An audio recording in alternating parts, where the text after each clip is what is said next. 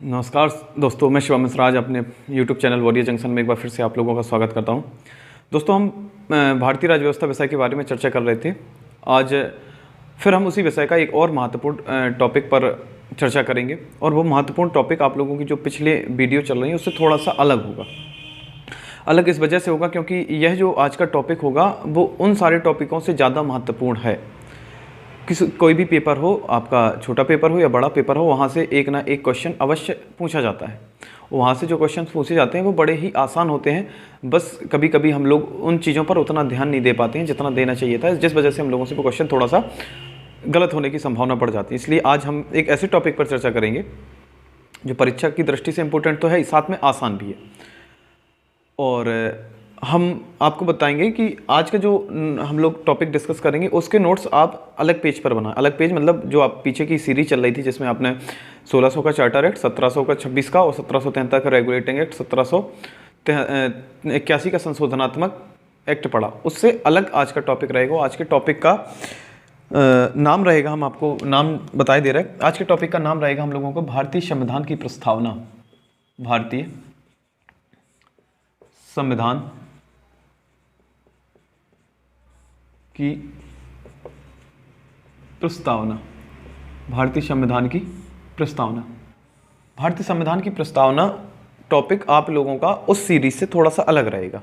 प्रस्तावना को पढ़ाने का उद्देश्य सिर्फ इसलिए है क्योंकि प्रस्तावना से पेपर में बहुत सारे क्वेश्चंस बनते हैं, आसान भी होते हैं और ज़्यादा क्वेश्चंस भी बनते हैं, इसलिए इसको पहले हम लोग निपटा लेंगे। वो सीरीज आप लोगों की चलती रहेगी, उसके और वीडियो आपके लिए आएंगे, लेकिन उसके पहले हम लोग इस प्रस्तावना को पढ़ के ख़त्म कर लेते हैं ताकि यहाँ से जो बनने वाले क्वेश्चन है आसान और कठिन दोनों तरह के क्वेश्चन जिस तरीके से भी बन सकते हो, आज के बाद आप लोगों को सारे के सारे आसान लगेंगे। और आज इसको हम जब पढ़ लेंगे तो इससे बनने वाला कोई भी समस्या हो या कोई भी प्रश्न हो आपको कभी परेशान नहीं करेगी। प्रस्तावना के ऊपर चर्चा करते हैं। दोस्तों, हम लोगों ने बचपन से ही कक्षा अगर 7वीं 8वीं से स्टार्ट करें और कक्षा 12वीं तक, 12वीं के बाद भी पेपरों में हम लोगों को अधिकांशतः एक क्वेश्चन देखने को मिलता था जो लगभग शायद हर पेपर का एक आखिरी क्वेश्चन होता था कि किसी एक विषय पर आप निबंध लिखिए, चाहे वो हिंदी का हो चाहे अंग्रेजी का हो। हिंदी की बात होती थी तो कहीं हम लोगों को बचपन में गाय पर, स्कूल पर इस तरीके के निबंध लिखवाए जाते थे। अंग्रेजी में वंडर ऑफ साइंस या किसी और क्रिकेट मैच पे निबंध लिखवाए जाते थे। या कभी कभी संस्कृत में भी हम लोगों ने पढ़ा होता है तो संस्कृत में भी हम लोगों पे कभी कालिदास पे, कभी दीपावली पे इस तरीके से निबंध लिखने को मिला करते थे। हम लोग उन पर निबंध लिखते थे तो बचपन में हम लोग उन निबंधों को पॉइंट वाइज लिखते थे। गाय के 2 पैर होते हैं, गाय के 4 पैर होते हैं, 2 कान होते हैं, 2 आंखें होती हैं, इस तरीके से लिखते थे। फिर कुछ समय बाद हमारे टीचर हम लोगों को बताते हैं कि निबंध लिखने का एक निश्चित तरीका होता है। तरीका क्या होता है कि निबंध लिखने की एक प्रॉपर तरीके से शुरुआत की जाती है और अच्छे तरीके से अंत किया जाता है। किसी चीज़ को शुरुआत करना और अंत करना दोनों के एक निश्चित नियम कायदे कानून होते हैं। तो हम लोगों को जब सिखाया जाता है कि जब निबंध लिखा जाता है तो निबंध के सबसे पहले हम लोग उसमें आउटलाइन लिखते हैं कि हम लिखने क्या क्या वाले हैं। उसके बाद फिर हम क्या सोचकर वो निबंध लिख रहे हैं उस चीज़ को लिखा जाता है। जब हम यह बताते हैं कि हम क्या सोचकर निबंध लिख रहे हैं तो उसके आगे हम लोग हेडिंग डालते थे प्रस्तावना। यानी प्रस्तावना वो चीज़ होती है जो हम लोगों का उद्देश्य बताती है कि हम लोग वो निबंध किस उद्देश्य से लिख रहे हैं या उस निबंध में हम क्या लिखने वाले हैं, उस निबंध को लिखने के पीछे हमारा कारण क्या है। तो सेम जो प्रस्तावना है भारतीय संविधान की, यानी प्रीएम्बल ऑफ इंडियन कॉन्स्टिट्यूशन, भारतीय संविधान की प्रस्तावना वही उद्देश्य है जो किसके पीछे छिपा है, भारतीय संविधान की। यानी भारतीय संविधान को बनाने के पीछे का उद्देश्य बताती है कौन, प्रस्तावना। पहला आप लोगों का पॉइंट यहाँ से क्लियर हो जाएगा कि भारतीय संविधान का उद्देश्य बताने वाला जो कारक है, फैक्टर है, वो कौन है, तो वो प्रस्तावना है।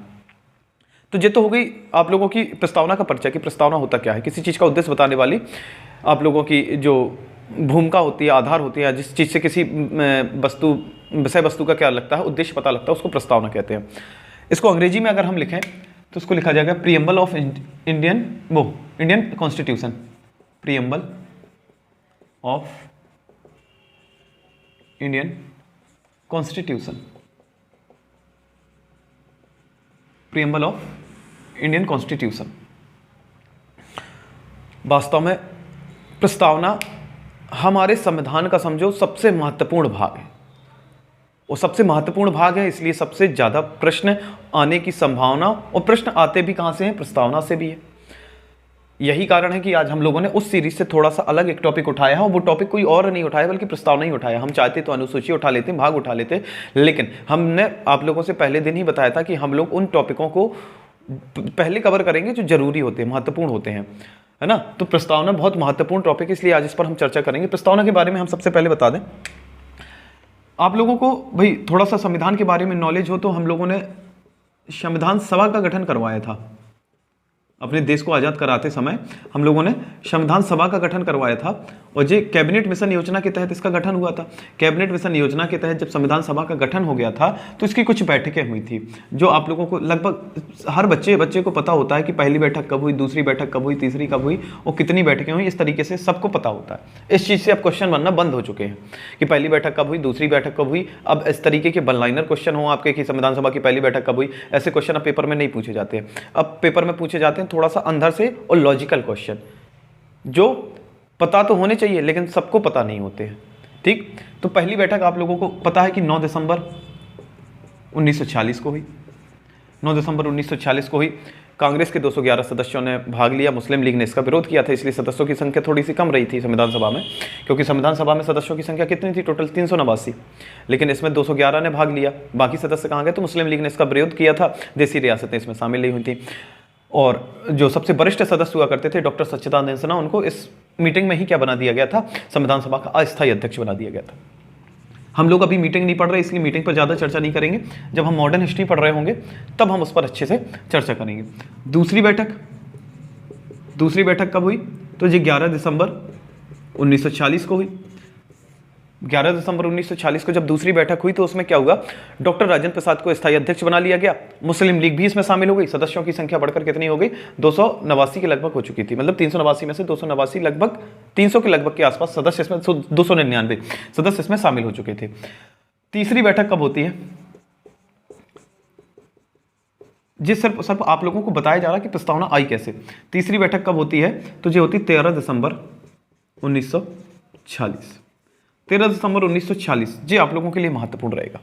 महत्वपूर्ण क्यों है, क्योंकि 13 दिसंबर 1946 ही वो तारीख होती है जब पंडित जवाहरलाल नेहरू संविधान सभा में एक कागज लेकर आते, एक पर्चा लेकर आते, कुछ लिखा होता है जिसमें वो पूछा जाता है कि भाई पंडित जी इसमें क्या लिख के लाए हैं आप। तो पंडित जी कहते हैं कि हमें संविधान का गठन कैसे करना है या किन उद्देश्यों की पूर्ति हेतु हम संविधान का गठन कर रहे हैं, वो सारी चीज़ें हम छाट के लाए हैं।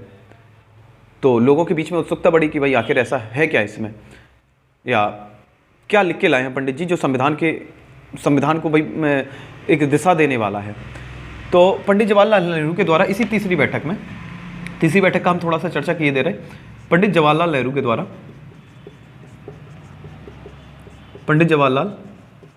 द्वारा भारतीय संविधान या संविधान सभा का जो गठन हुआ था, यानी संविधान सभा को बताया गया था कि भारतीय संविधान हमें क्या सोचकर बनाना है, हम भारतीय संविधान का निर्माण क्या सोचकर कर रहे हैं, उसमें हमें क्या क्या चाहिए है। तो इन सारी चीज़ों को लेकर पंडित जवाहरलाल नेहरू जब संविधान सभा में उपस्थित हुए तो उन्होंने वो सारी चीज़ें पढ़ी जो वो पर्चे में लिख कर लाए थे, कि उन्हें पढ़ी और बताया कि हमें अपने भारत देश को इस तरीके से बनाना है, या हमारे देश का संविधान इस तरीके से बनाया जाएगा, उसमें ये चीज़ें होंगी और किस तरीके से इन चीज़ों को सेट किया जाएगा, वो सारी चीज़ें उन्हें बताई। इसलिए जो भी वो पर्चे में लिख के लाए थे उसे पंडित जवाहरलाल नेहरू द्वारा प्रस्तुत उद्देशिका कहा गया। यानी उस कागज के टुकड़े ने, पंडित जवाहरलाल नेहरू जो ले आए थे, उस कागज के टुकड़े ने भारतीय संविधान को बनाने का उद्देश्य बता दिया। यानी भारतीय संविधान को बनाने के पीछे उद्देश्य क्या है वो बता दिया उस कागज ने, इसलिए उसे पंडित जवाहरलाल नेहरू द्वारा प्रस्तुत उद्देशिका कहा गया है। पंडित जवाहरलाल नेहरू द्वारा उद्देशिका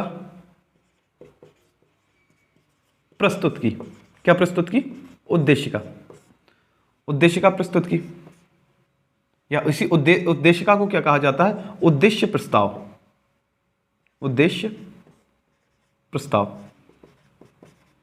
प्रस्ताव लाया गया। कब लाया गया, 13 दिसंबर को। किसके द्वारा, पंडित जवाहरलाल नेहरू के द्वारा।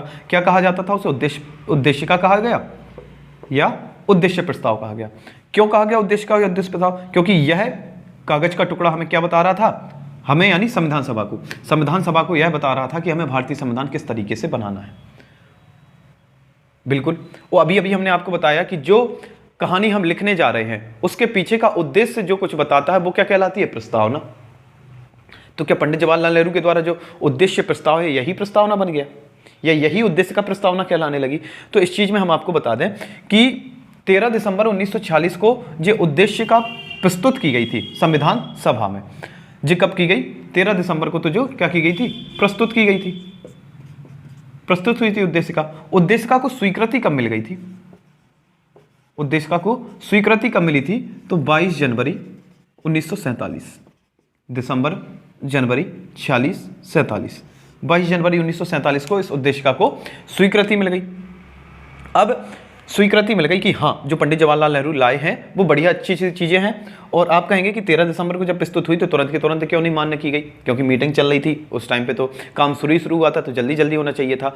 हमने आपको बताया कि यहाँ पर मुस्लिम लीग के सदस्य शामिल हुए थे, लेकिन पूरे सदस्य शामिल नहीं हुए थे।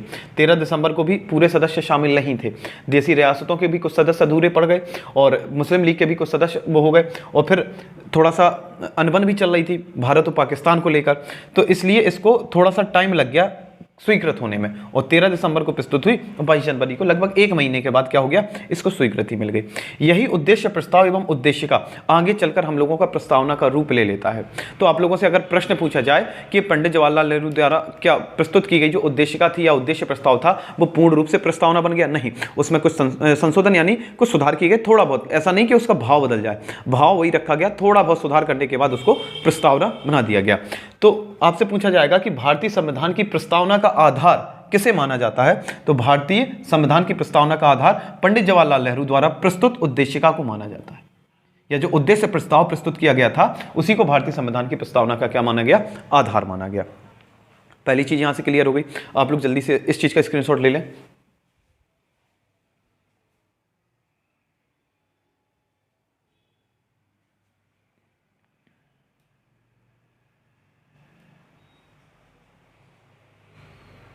चलिए,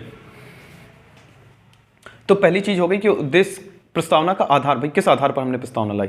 अच्छा, हमने ऐसा क्यों सोचा कि हमारे संविधान में प्रस्तावना होनी चाहिए, यानी हमें ऐसा क्यों लगा कि हमें अपने संविधान में प्रस्तावना रखनी है? भाई हम जैसे बचपन में निबंध लिखते थे, पॉइंट डाल के लिख देते, ऐसे हम अपने संविधान की भी चीजें जितनी लिखनी थी हमें, तो हम क्या कर देते, एक एक पॉइंट डाल के लिख देते कि फलाने चीज के लिए फलाना कानून इस तरीके से ऐसा होगा, ऐसा होगा, ऐसा होगा। क्या जरूरत थी हमें प्रस्तावना लिखने की?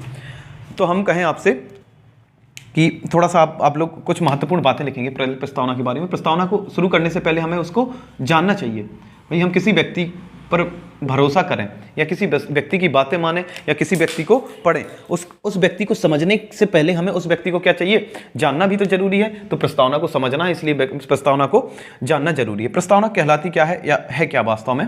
तो हम आपको बता दें, प्रस्तावना को अपने संविधान में, प्रस्तावना को अपने संविधान में शामिल करने वाला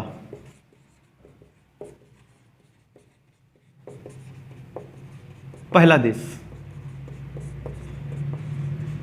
संविधान को अपने प्रस्तावना को अपने संविधान में शामिल करने वाला पहला देश कौन बना? तो आप लोगों को बता दें, यह पहला देश हुआ करता था अमेरिका। अमेरिका, आपको बता दें एक समय पर अमेरिका भी किसी का गुलाम हुआ करता था, और वो उसने गुलामी कब त्यागी? 1776 में अमेरिका ने आज़ाद हुआ। 1776 में जब अमेरिका आज़ाद हुआ तो उसने एक चीज़ अपनाई कि हम अपना संविधान लिखित रखेंगे। अमेरिका ही पहला देश है जिसने अपना संविधान लिखित रखा, और अमेरिका ने जब संविधान लिखा तो उसने प्रस्तावना भी लिखी। अब 1776 में उसने देखा तो भाई 1776 के बाद भारत तो बहुत देर तक गुलाम बना रहा, तो उसने एक चीज़ तो सीख ली कि अमेरिका ने संविधान बनाया तो हमारे देश का भी संविधान होना चाहिए। अमेरिका ने अपने संविधान में प्रस्तावना रखी है तो हम भी अपने देश के संविधान में क्या रखेंगे? प्रस्तावना रखेंगे। तो अगर आपसे पूछा जाए कि भारतीय संविधान में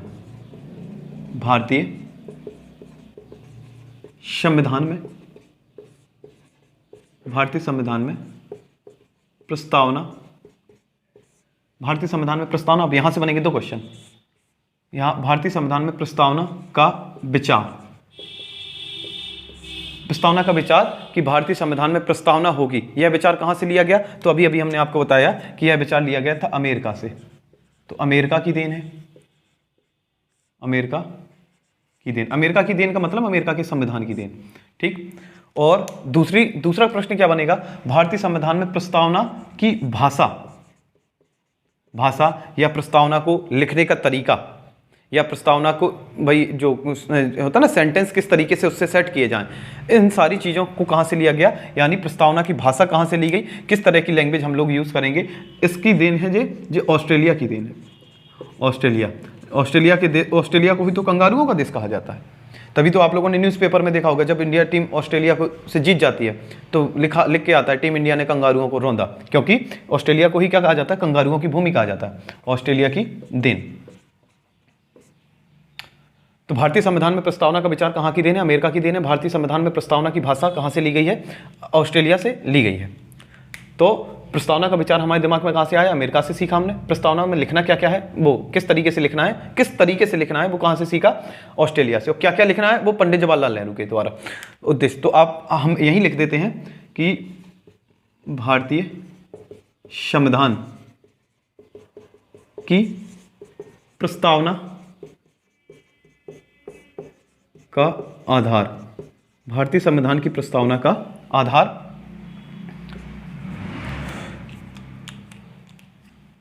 पंडित जवाहरलाल नेहरू द्वारा प्रस्तुत उद्देशिका या उद्देश्य प्रस्ताव को माना जाता है। उद्देशिका, इसी को तो क्या कहा जाता है, उद्देश्य प्रस्ताव, उद्देशिका या उद्देश्य प्रस्ताव को माना जाता है। उद्देशिका या उद्देश्य प्रस्ताव को माना जाता है। अच्छा, इसके बाद आप लोगों को लिखना है, हमने आपको एक छोटी सी और जानकारी दें कि जो हम लोगों का संविधान लिखा गया, यानी संविधान सभा में हमारे में अलग अलग जगह से अलग अलग सदस्य शामिल थे, यानी 389 सदस्य शामिल होने थे। तो किसी एक स्टेट के, किसी एक प्रांत के, किसी एक जगह के, किसी एक शहर के तो होंगे नहीं, बोल पूरे भारत। और उस समय पे तो भारत भी बड़ा था, क्योंकि पाकिस्तान भी हमारा था, बांग्लादेश भी हमारा था, तो समय पे तो भारत बहुत बड़ा हुआ करता। तो अलग अलग क्षेत्र से अलग अलग लोग चुन कर आए थे। क्या वो सभी लोग एक जैसी भाषा बोलते होंगे? बिल्कुल नहीं। जब आज नहीं बोलते, आज़ादी के इतने दिन हो गए, तब तक नहीं बोलते। यानी हमारे देश में जो विशेषता है वो है विविधता। विविधता हमारे देश की विशेषता है, प्रॉब्लम नहीं है। तो विविधता क्या होती है भाई लोग क्या बोलते थे, अलग अलग लैंग्वेज बोलते थे। कोई कर्नाटक से था, अलग लैंग्वेज बोलता था, महाराष्ट्र से था, अलग लैंग्वेज बोलता था, भाई कोई पंजाब से था, अलग लैंग्वेज बोलता था, उत्तर प्रदेश यानी संयुक्त प्रांत से था, कोई अलग लैंग्वेज बोलता था। तो सभी लोग जो थे उनकी लैंग्वेजों में अंतर था। ऐसे में अगर हम संविधान को किसी भाषा में लिख रहे थे तो बाकी दूसरे भाषा को जानने वाले लोगों के लिए समस्या थी। तो अब हम लोगों ने सोचा कि किसी ऐसी भाषा में लिखा जाए ताकि सभी लोग क्या करें, उस भाषा को समझ पाएं। तो ऐसे समय पर हम लोगों ने अपने संविधान को लिखने का डिसीजन किस भाषा में लिया, तो सबसे पहले हम लोगों ने अपने संविधान को लिखा अंग्रेजी में। अंग्रेजी में लिखा। पहला वर्जन जो लिखा गया संविधान का, वो किस लैंग्वेज में लिखा गया, अंग्रेजी में लिखा। तो हम आपको बता दें, जब संविधान का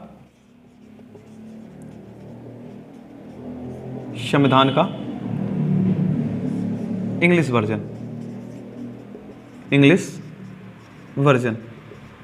वर्जन जी आप लोगों के रायजादा करके उनका आगे पीछे रायजादा नाम से सरनेम लगाते थे, श्याम बिहारी रायजादा ऐसा कुछ, कृष्ण बिहारी रायजादा ऐसा कुछ नाम था उनका।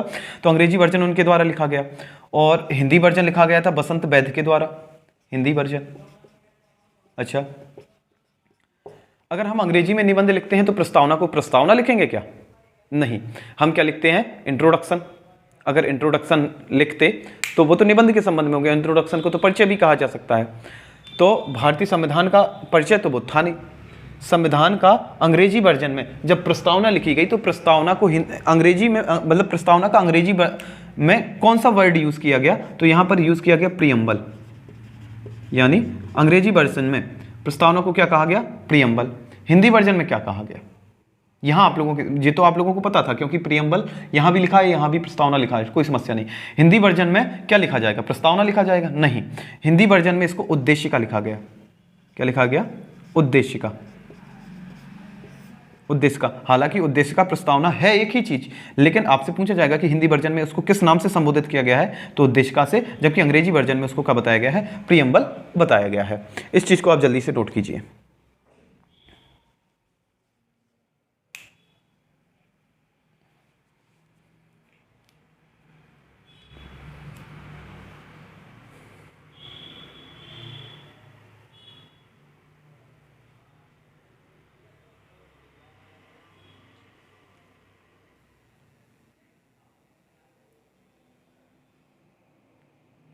चलिए साफ करते हैं, अब आगे बढ़े हम लोग।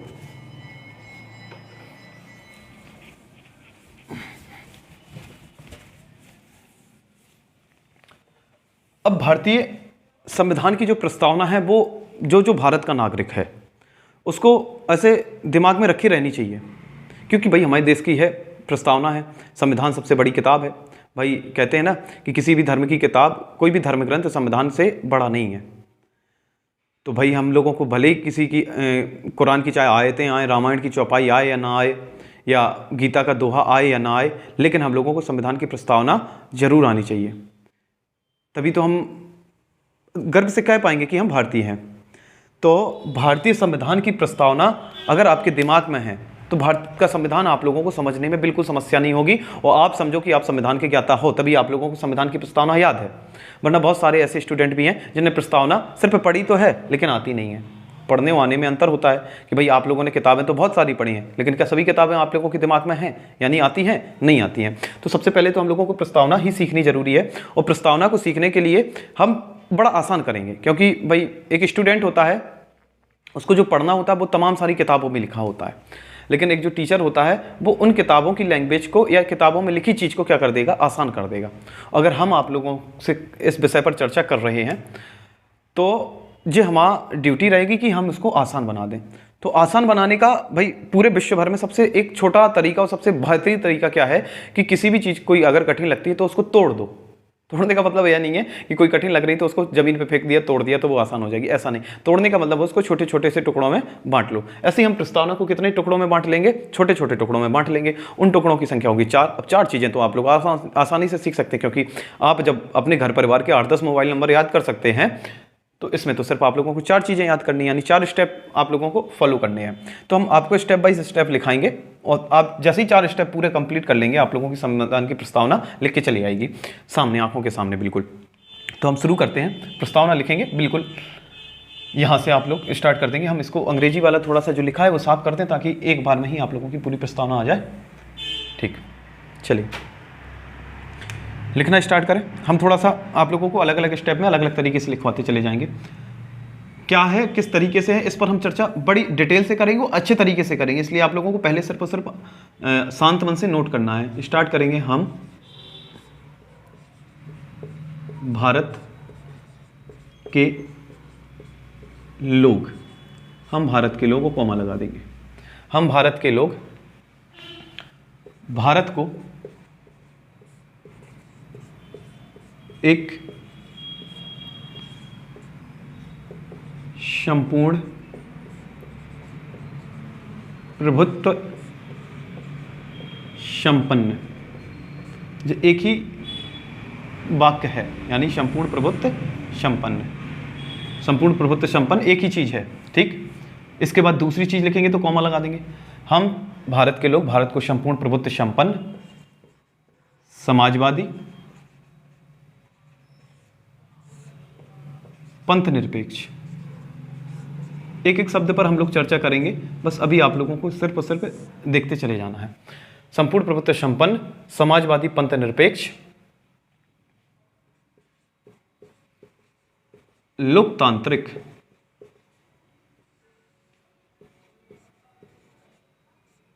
गणराज्य बनाने के लिए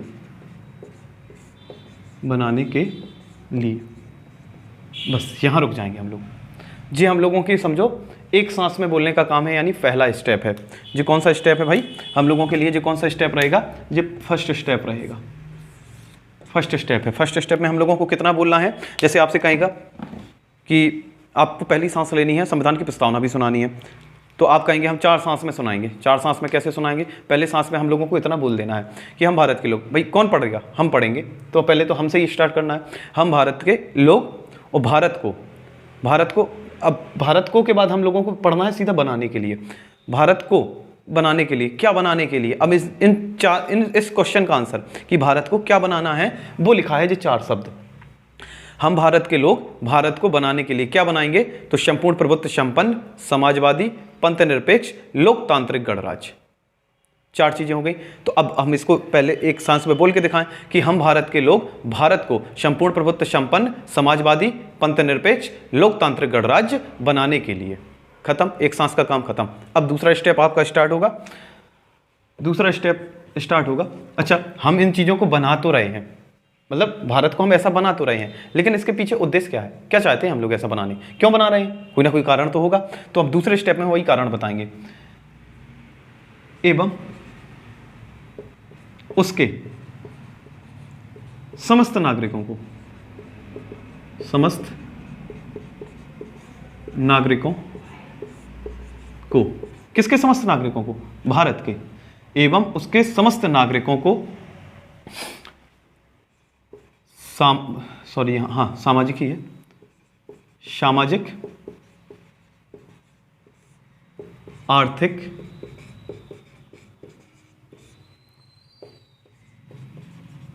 राजनैतिक न्याय,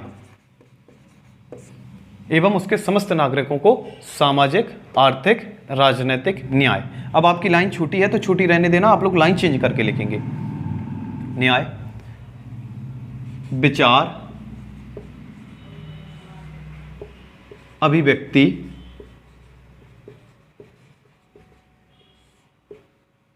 विश्वास,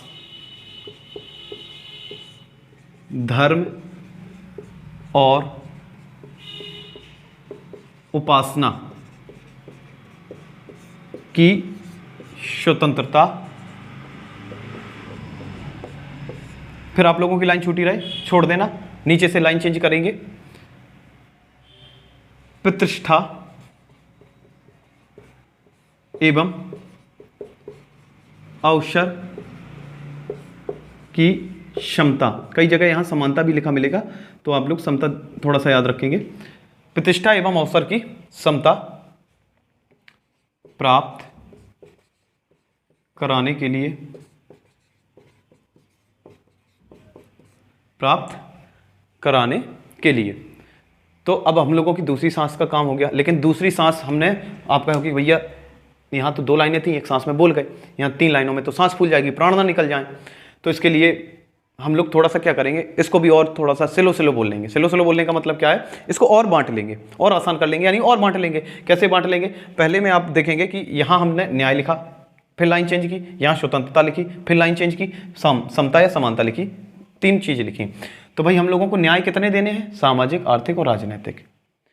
तो पहली लाइन में हम लोगों को न्याय की चर्चा करनी है, सामाजिक, आर्थिक और राजनीतिक। दूसरी लाइन में स्वतंत्रता की चर्चा करनी है, विचार, अभिव्यक्ति, विश्वास, धर्म और उपासना की स्वतंत्रता देनी है। और तीसरी लाइन में हमें समानता देनी है, लेकिन कहाँ, प्रतिष्ठा में और अवसर में।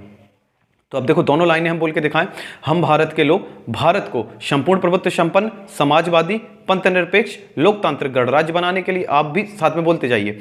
हम भारत के लोग भारत को संपूर्ण प्रभुत्व संपन्न, समाजवादी, पंथनिरपेक्ष, लोकतांत्रिक गणराज्य बनाने के लिए एवं उसके समस्त नागरिकों को सामाजिक, आर्थिक, राजनीतिक न्याय, विचार, अभिव्यक्ति, विश्वास, धर्म और उपासना की स्वतंत्रता, प्रतिष्ठा और अवसर की समानता प्राप्त कराने के लिए। फिर से बोलेंगे सेकंड वाले पॉइंट को, एवं उसके समस्त नागरिकों को सामाजिक, आर्थिक, राजनीतिक न्याय, विचार, अभिव्यक्ति, विश्वास, धर्म और उपासना की स्वतंत्रता, प्रतिष्ठा और अवसर की समानता प्राप्त कराने के लिए। भाई हम भारत को ऐसा क्यों बना रहे थे, लोगों को ये सब दिलाने के लिए, लोगों को ये सब प्राप्त हो जाए इसके लिए। तो भाई आप बना जे रहे, इसके लिए बना रहे, उसके लिए कर रहे हो, तो करना हम लोगों को क्या है, या किन चीज़ों को ध्यान में रखना है। तो क्योंकि सावधानी भी रखनी जरूरी है, तो उसको हम अगले पॉइंट में लिखेंगे, यानी अगले स्टेप में हम लोग बढ़ेंगे। तो आप लोगों का तीसरा स्टेप होगा, तीसरा स्टेप क्या होगा, यहां छोड़ दिया। तीसरा स्टेप रहेगा उन सब में दिलाने के लिए, तथा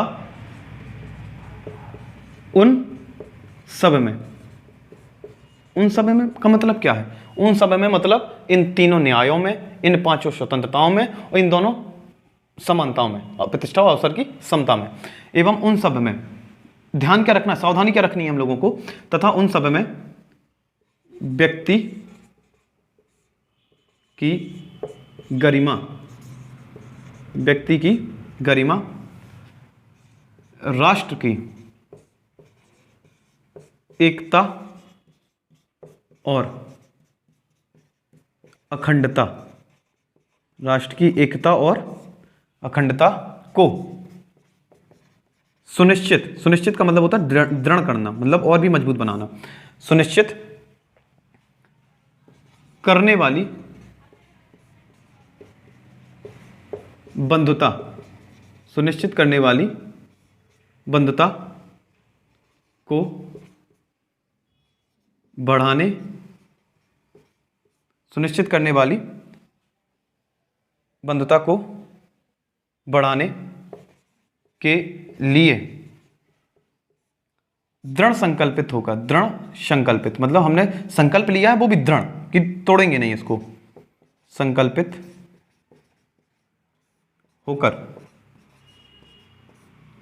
जे इतना हम लोगों को फिर रुक जाना है, मतलब तीसरे स्टेप में हम लोगों को इतनी फिर आगे बढ़ना है कि इतना सब कुछ हम कर रहे हैं, भारत को बनाएंगे क्या, संपूर्ण प्रभुत्व संपन्न समाजवादी पंथ निरपेक्ष लोकतंत्रात्मक गणराज्य बनाना है।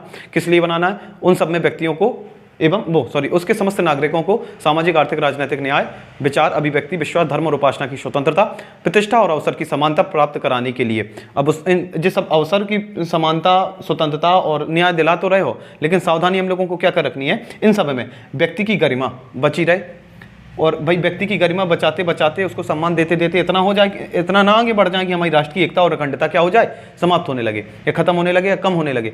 तो नहीं, व्यक्ति की आपकी गरिमा को का भी क्या रखना है, लिहाज रखना है, उसका कदर करनी है, उसका सम्मान करना है। और दूसरा, राष्ट्र की एकता और अखंडता को भी क्या बनाए रखना है, शाश्वत बनाए रखना है, उसमें कोई भी कमी नहीं होनी चाहिए। तो राष्ट्र की एकता और अखंडता को सुनिश्चित करने वाली बंधुता को बढ़ाने, मतलब व्यक्ति की गरिमा बचाओ, राष्ट्र की एकता और अखंडता को भाई शाश्वत रखो, ऐसी चीजें करो, ऐसी सुनिश्चित करने वाली, इन दोनों चीजों को सुनिश्चित करने वाली बंधुता यानी भाईचारे को बढ़ाने के लिए दृढ़ संकल्पित हो गए हैं। दृढ़ संकल्पित होकर और इसके बाद आप लोगों को लिखना है अपनी, चौथा स्टेप रहेगा आप लोगों का, अपनी संविधान सभा, अपनी संविधान सभा में आज दिनांक 26 नवंबर 1949, आज दिनांक 26 नवंबर 1949, जो तारीख हम जैसे हम लोग लिखते हैं ना वैसी तारीख लिखी है, लेकिन ये थोड़ी हमारा राष्ट्रीय कैलेंडर है। ये कौन सा कैलेंडर है, इसका जवाब आप लोग कमेंट में जरूर देंगे कि जो तारीखें हम अपनी कैलेंडर से अभी यूज़ करते हैं, जैसे कभी जनवरी लिखते हैं, जनवरी 2023, फरवरी 2023 या मार्च 2023, और जो भी तारीख होती है वो लिख देते हैं, तो वो तारीख हम किस कैलेंडर के हिसाब से लिखते हैं, आप लोगों को जी कमेंट करके बताना है। अपनी संविधान सभा में आज दिनांक 26 नवंबर 1949, ब्रैकेट में लिखेंगे एक महत्वपूर्ण चीज़, जो भाई पॉसिबिलिटीज़ है कि इसमें क्वेश्चंस यहाँ से कभी कभी पूछ दे, हो सकता, तो लिखेंगे तिथि, क्योंकि भाई जिस तरीके की स्थिति चल रही है उसमें हमें लगता है इस तरीके के क्वेश्चन बनने पॉसिबल हो जाएंगे। तिथि मार्गशीर्ष शुक्ल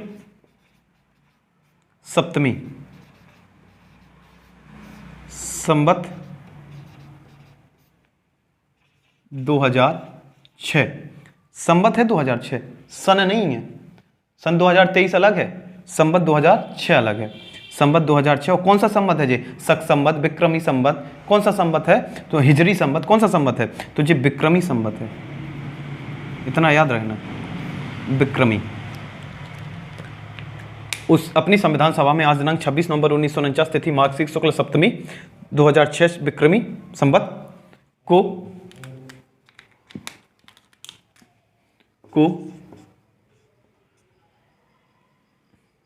अपनी संविधान सभा में आज दिनांक 26 नवंबर 1949 इतने को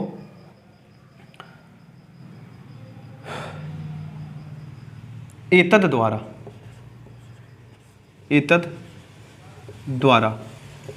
द्वारा सारी व्यवस्थाओं को सेट करके, एतद द्वारा अंगीकृत मतलब स्वयं स्वीकार करना, कि मतलब हम स्वीकार कर रहे, अंगीकृत, अधिनियमित मतलब लागू करना, हम लागू कर रहे, एवं आत्म अर्पित करते हैं, अंगीकृत और आत्म अर्पित में अंतर क्या है? अंगीकृत मतलब हम स्वीकार कर रहे हैं, आत्म अर्पित पर कर रहे हैं मतलब हम खुद पर भी लागू कर रहे हैं। स्वीकार करना और लागू करना जरूरी है। स्वीकार करना हमारी मतलब उसमें सहमति है, और लागू का मतलब है आपकी सहमति नहीं हो फिर भी आप पर लागू रहेगा।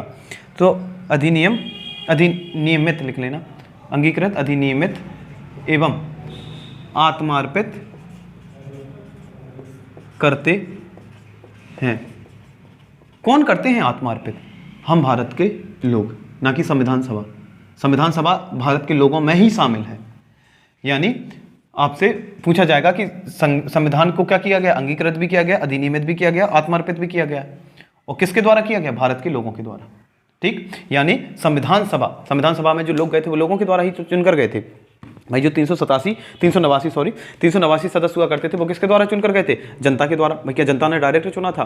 तो जी आप लोगों के इतिहास की बात है, लेकिन हम थोड़ा सा बता दें कि जनता ने डायरेक्ट नहीं चुना था।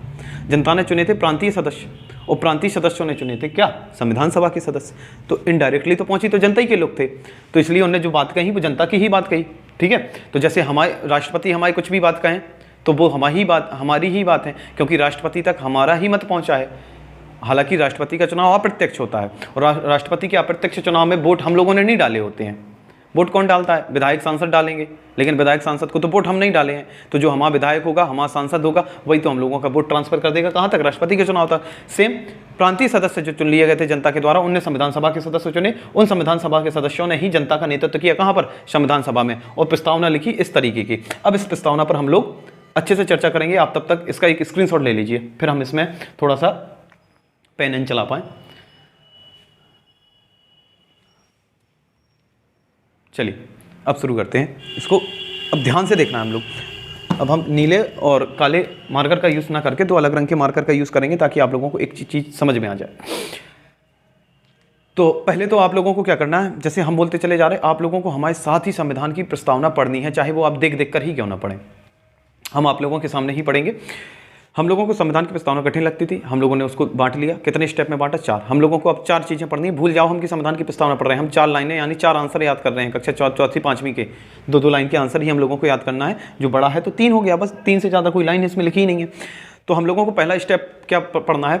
हम भारत के लोग भारत को एक हम भारत के लोग भारत को एक संपूर्ण प्रभुत्व संपन्न समाजवादी पंथनिरपेक्ष लोकतांत्रिक गणराज्य बनाने के लिए, पहला स्टेप खत्म। दूसरा, एवं उसके समस्त नागरिकों को सामाजिक, आर्थिक, राजनैतिक न्याय, विचार, अभिव्यक्ति, विश्वास, धर्म और उपासना की स्वतंत्रता, प्रतिष्ठा और अवसर की समता प्राप्त कराने के लिए एवं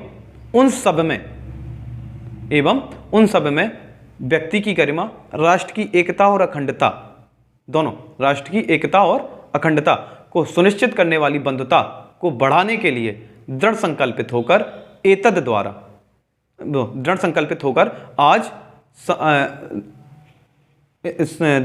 होकर अपनी संविधान सभा में आज दिनांक 26 नवंबर 1949 को, और आपसे अगर तिथि पूछता है तो मार्क्सिस तिथि शुक्ल की सप्तमी, क्योंकि सप्तमी तिथि जो होती है शुक्ल पक्ष में भी आएगी और कृष्ण पक्ष में भी आएगी। तो कौन सी सप्तमी थी? शुक्ल पक्ष वाली।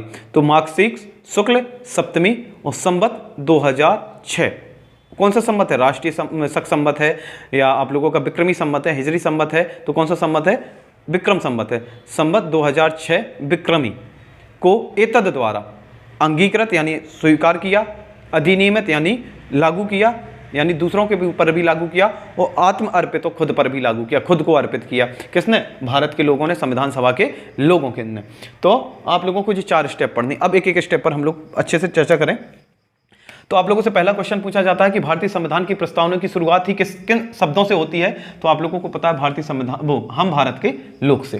प्रस्तावना की शुरुआत, पहला क्वेश्चन, भारतीय प्रस्तावना की शुरुआत किन शब्दों से होती है? तो हम भारत के लोग से। भाई साफ साफ लिखा है, कहाँ से स्टार्ट किया हमने? हम भारत के लोग से। तो भाई हम भारत के लोग से स्टार्ट हुई, तो सारी की सारी शक्तियाँ प्रस्तावना में जो बातें कही हैं किसने कही? भारत के लोगों ने। प्रस्तावना में जो कुछ लिखा है किसके मर्जी से लिखा है? भारत के लोगों से। प्रस्तावना में जो ताकत है किसकी वजह से? हम भारत के लोगों से। तो क्या हम कह सकते हैं भारतीय संविधान में या भारतीय संविधान की प्रस्तावना के शक्ति का स्रोत क्या है? भारत के लोग। ठीक, अब आगे बढ़े। हम भारत के लोग भारत को एक संपूर्ण प्रभुत्व संपन्न, यहां पर हम लोगों को एक शब्द मिला, संपूर्ण प्रभुत्व संपन्न। पहली चीज समाजवादी, दूसरी चीज, पंथ निरपेक्ष तीसरी, और लोकतंत्र चौथी, और गणराज्य पांचवी। या लोकतांत्रिक गणराज्य एक साथ लिख लो तो आप चौथी हो जाएगा, कोई नहीं, नंबर बढ़ने से समस्या नहीं है, नंबर आपके पेपर में नहीं पूछे जाएंगे। तो हम भारत के लोग, भारत को संपूर्ण प्रभुत्व संपन्न। अब संपूर्ण प्रभुत्व संपन्न क्या कहलाता है, इस चीज को आप लोग सुनिए। संपूर्ण का मतलब होता है पूरा, प्रभुत्व का मतलब होता है ऐसे मतलब अधिकारी, संपन्न का मतलब अधिकार से पूर्ण। जैसे हम उदाहरण दें आपको भगवान राम का, भगवान राम की अगर हम चर्चा करें, उदाहरण दें तो जैसे रावण के द्वारा माता सीता का हरण कर लिया गया था, तो सीता माता को ढूंढना है, ये डिसीजन किसका था, भगवान राम का। ढूंढते ढूंढते हमें सबरी के पास भी जाना है, हमें सुग्रीव से भी मिलना है, बाली वध भी करना है, बाली का वध करना भी है या नहीं करना है, या भाई हम लोगों को सेतु बांधना है या सेतु बांधने से पहले हमें समुद्र की आज्ञा लेनी है। ये सारे डिसीजन कौन ले रहा था, भगवान श्री राम। ठीक, अब दूसरी तरफ जब भगवान श्री राम को हनुमान जी मिल जाते हैं, तो हनुमान जी को भाई लंका भेजना है या पता करवाना है, हनुमान भाई पहले किसको, भाई लक्ष्मण को भेजना है लड़ने के लिए, या पहले हनुमान जी को लड़ा दें, या अंगद को पहले भेजना है, या किस तरीके के डिसीजन करने हैं, ये सारे भगवान राम के डिसीजन होते थे। यानी हनुमान जी के लिए भी डिसीजन कौन लेता था, भगवान राम। लक्ष्मण जी के लिए डिसीजन कौन लेता था, भगवान राम। वो अपने लिए भी डिसीजन कौन लेता था, भगवान राम। यानी भगवान राम अपने लिए स्वयं प्रभु थे। स्वयं प्रभु मतलब अपने क्या थे, अपने मर्जी के मालिक थे, अपना डिसीजन खुद लेते थे। और हनुमान जी भगवान को प्रभु कहते थे, यानी हनुमान जी भी भगवान की बातें माना करते थे। बातें मानने का मतलब होता है कि जो वो कह देते थे वो करते थे। और स्वयं प्रभु क्या होता था, स्वयं प्रभु क्या कहलाते हैं कि जो हम कहें वही हमें करना है, मतलब हम किसी दूसरे के कहने से बातें या काम नहीं करेंगे। अब आते हैं अपने टॉपिक पे, भारत को कैसा बनाना है, संपूर्ण प्रभुत्व संपन्न। संपूर्ण प्रभुत्व संपन्न का मतलब है अपने सारे डिसीजन स्वयं लेंगे, अपने सारे डिसीजन स्वयं लेंगे। कैसे डिसीजन, चाहे वो देश के आंतरिक मामलों से हो चाहे देश के बाहरी मामलों से हो। देश के आंतरिक मामले जैसे आप लोगों का कोई भी विधेयक हो गया, कानून हो गया, किस तरीके का कानून लगाना है, कैसे आप लोग कानून बनाएंगे, ये सारे डिसीजन किसके रहेंगे, हमारे रहेंगे। राज्यों के संबंध में कोई चीज़ें व्यवस्था लागू करनी है, वो सारे के सारे डिसीजन आंतरिक मामलों के अंतर्गत आएंगे और आंतरिक मामलों के डिसीजन हम लेंगे। हमें कोई ब्रिटेन नहीं बताएगा, हमें कोई अमेरिका नहीं बताएगा कि हमें यहाँ किस तरीके का डिसीजन लेना है। जे हम डिसीजन अपने हिसाब से लेंगे, अपने तरीके से लेंगे आंतरिक मामलों में। बाहरी मामले कौन से हैं, बाहरी मामले हमें कौन सी संधि स्वीकार करनी है, हमें कौन सी संधि पर हस्ताक्षर करने हैं, कौन से समिट में हमें सम्मेलन में हमें भाग लेना है, कौन से देश से हमें मित्रता रखनी है, कौन से देश से हम शत्रुता बनी रहे कोई समस्या नहीं, किस देश पर हमें आक्रमण करना है, किस देश से हमें संधि कर लेनी है, किस देश से हमें युद्ध में क्या करना है, तटस्थ रहना है। ये सारे के सारे डिसीजन किसके रहेंगे, हमारे रहेंगे, कोई दूसरा देश नहीं बताएगा। यानी हम ब्रिटेन से आज़ाद हुए हैं तो ऐसा नहीं कि हमें किसी से युद्ध करना है तो ब्रिटेन से मर्जी लेनी, इजाज़त लेनी जानी पड़े, या हमें किसी देश से संधि करनी है तो ब्रिटेन से इजाज़त लेनी जाए, तो ऐसा कुछ नहीं है। भारत कैसा देश रहेगा, संपूर्ण प्रभुत्व संपन्न रहेगा, अपनी मर्जी के मालिक हम स्वयं हैं। ना यूएसए हमारे आगे कुछ है, ना ब्रिटेन आगे कुछ है, हमारा भारत सर्वोपरि है, हम अपने डिसीजन स्वयं ले सकते हैं। जित ताकत देने वाला शब्द है कौन, संपूर्ण प्रभुत्व संपन्न, पहली चीज।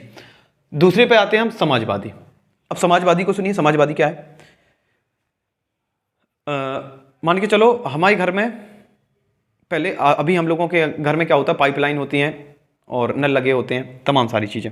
प्राचीन काल में क्या होता था, घरों में कुएं बने होते थे, और सबके घर में कुएं नहीं होते थे। किसी व्यक्ति विशेष के पास या किसी मोहल्ले पड़ोस में किसी एक पर्टिकुलर जगह पर होते थे, हर जगह नहीं होते थे। तो कुआं पर पानी भरने जाया करते थे लोग, सब लोग जाते थे। भाई किसी के घर का कुआं, भाई कोई कुआं ऐसा था जिस पर सभी लोग पानी भर रहे, गांव का हर एक व्यक्ति आके पानी भर रहा। एक व्यवस्था ये हो गई।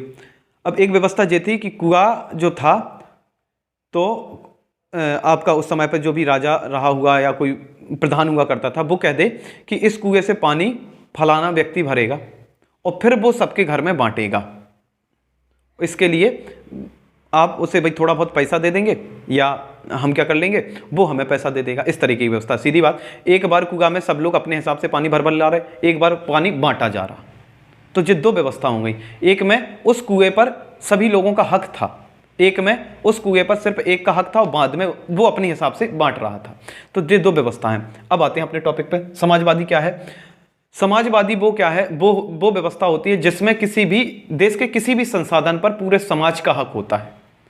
देश के किसी भी संसाधन पर पूरे समाज का हक होता है, यह व्यवस्था कहलाती है समाजवादी। और किसी एक व्यक्ति का हक हो जाए, मतलब उस प्राकृतिक संसाधन का, उस संसाधन का कोई एक व्यक्ति दोहन करे, बाद में पूरे देश उससे फायदा उठाए, उसको कहा जाता है पूंजीवादी।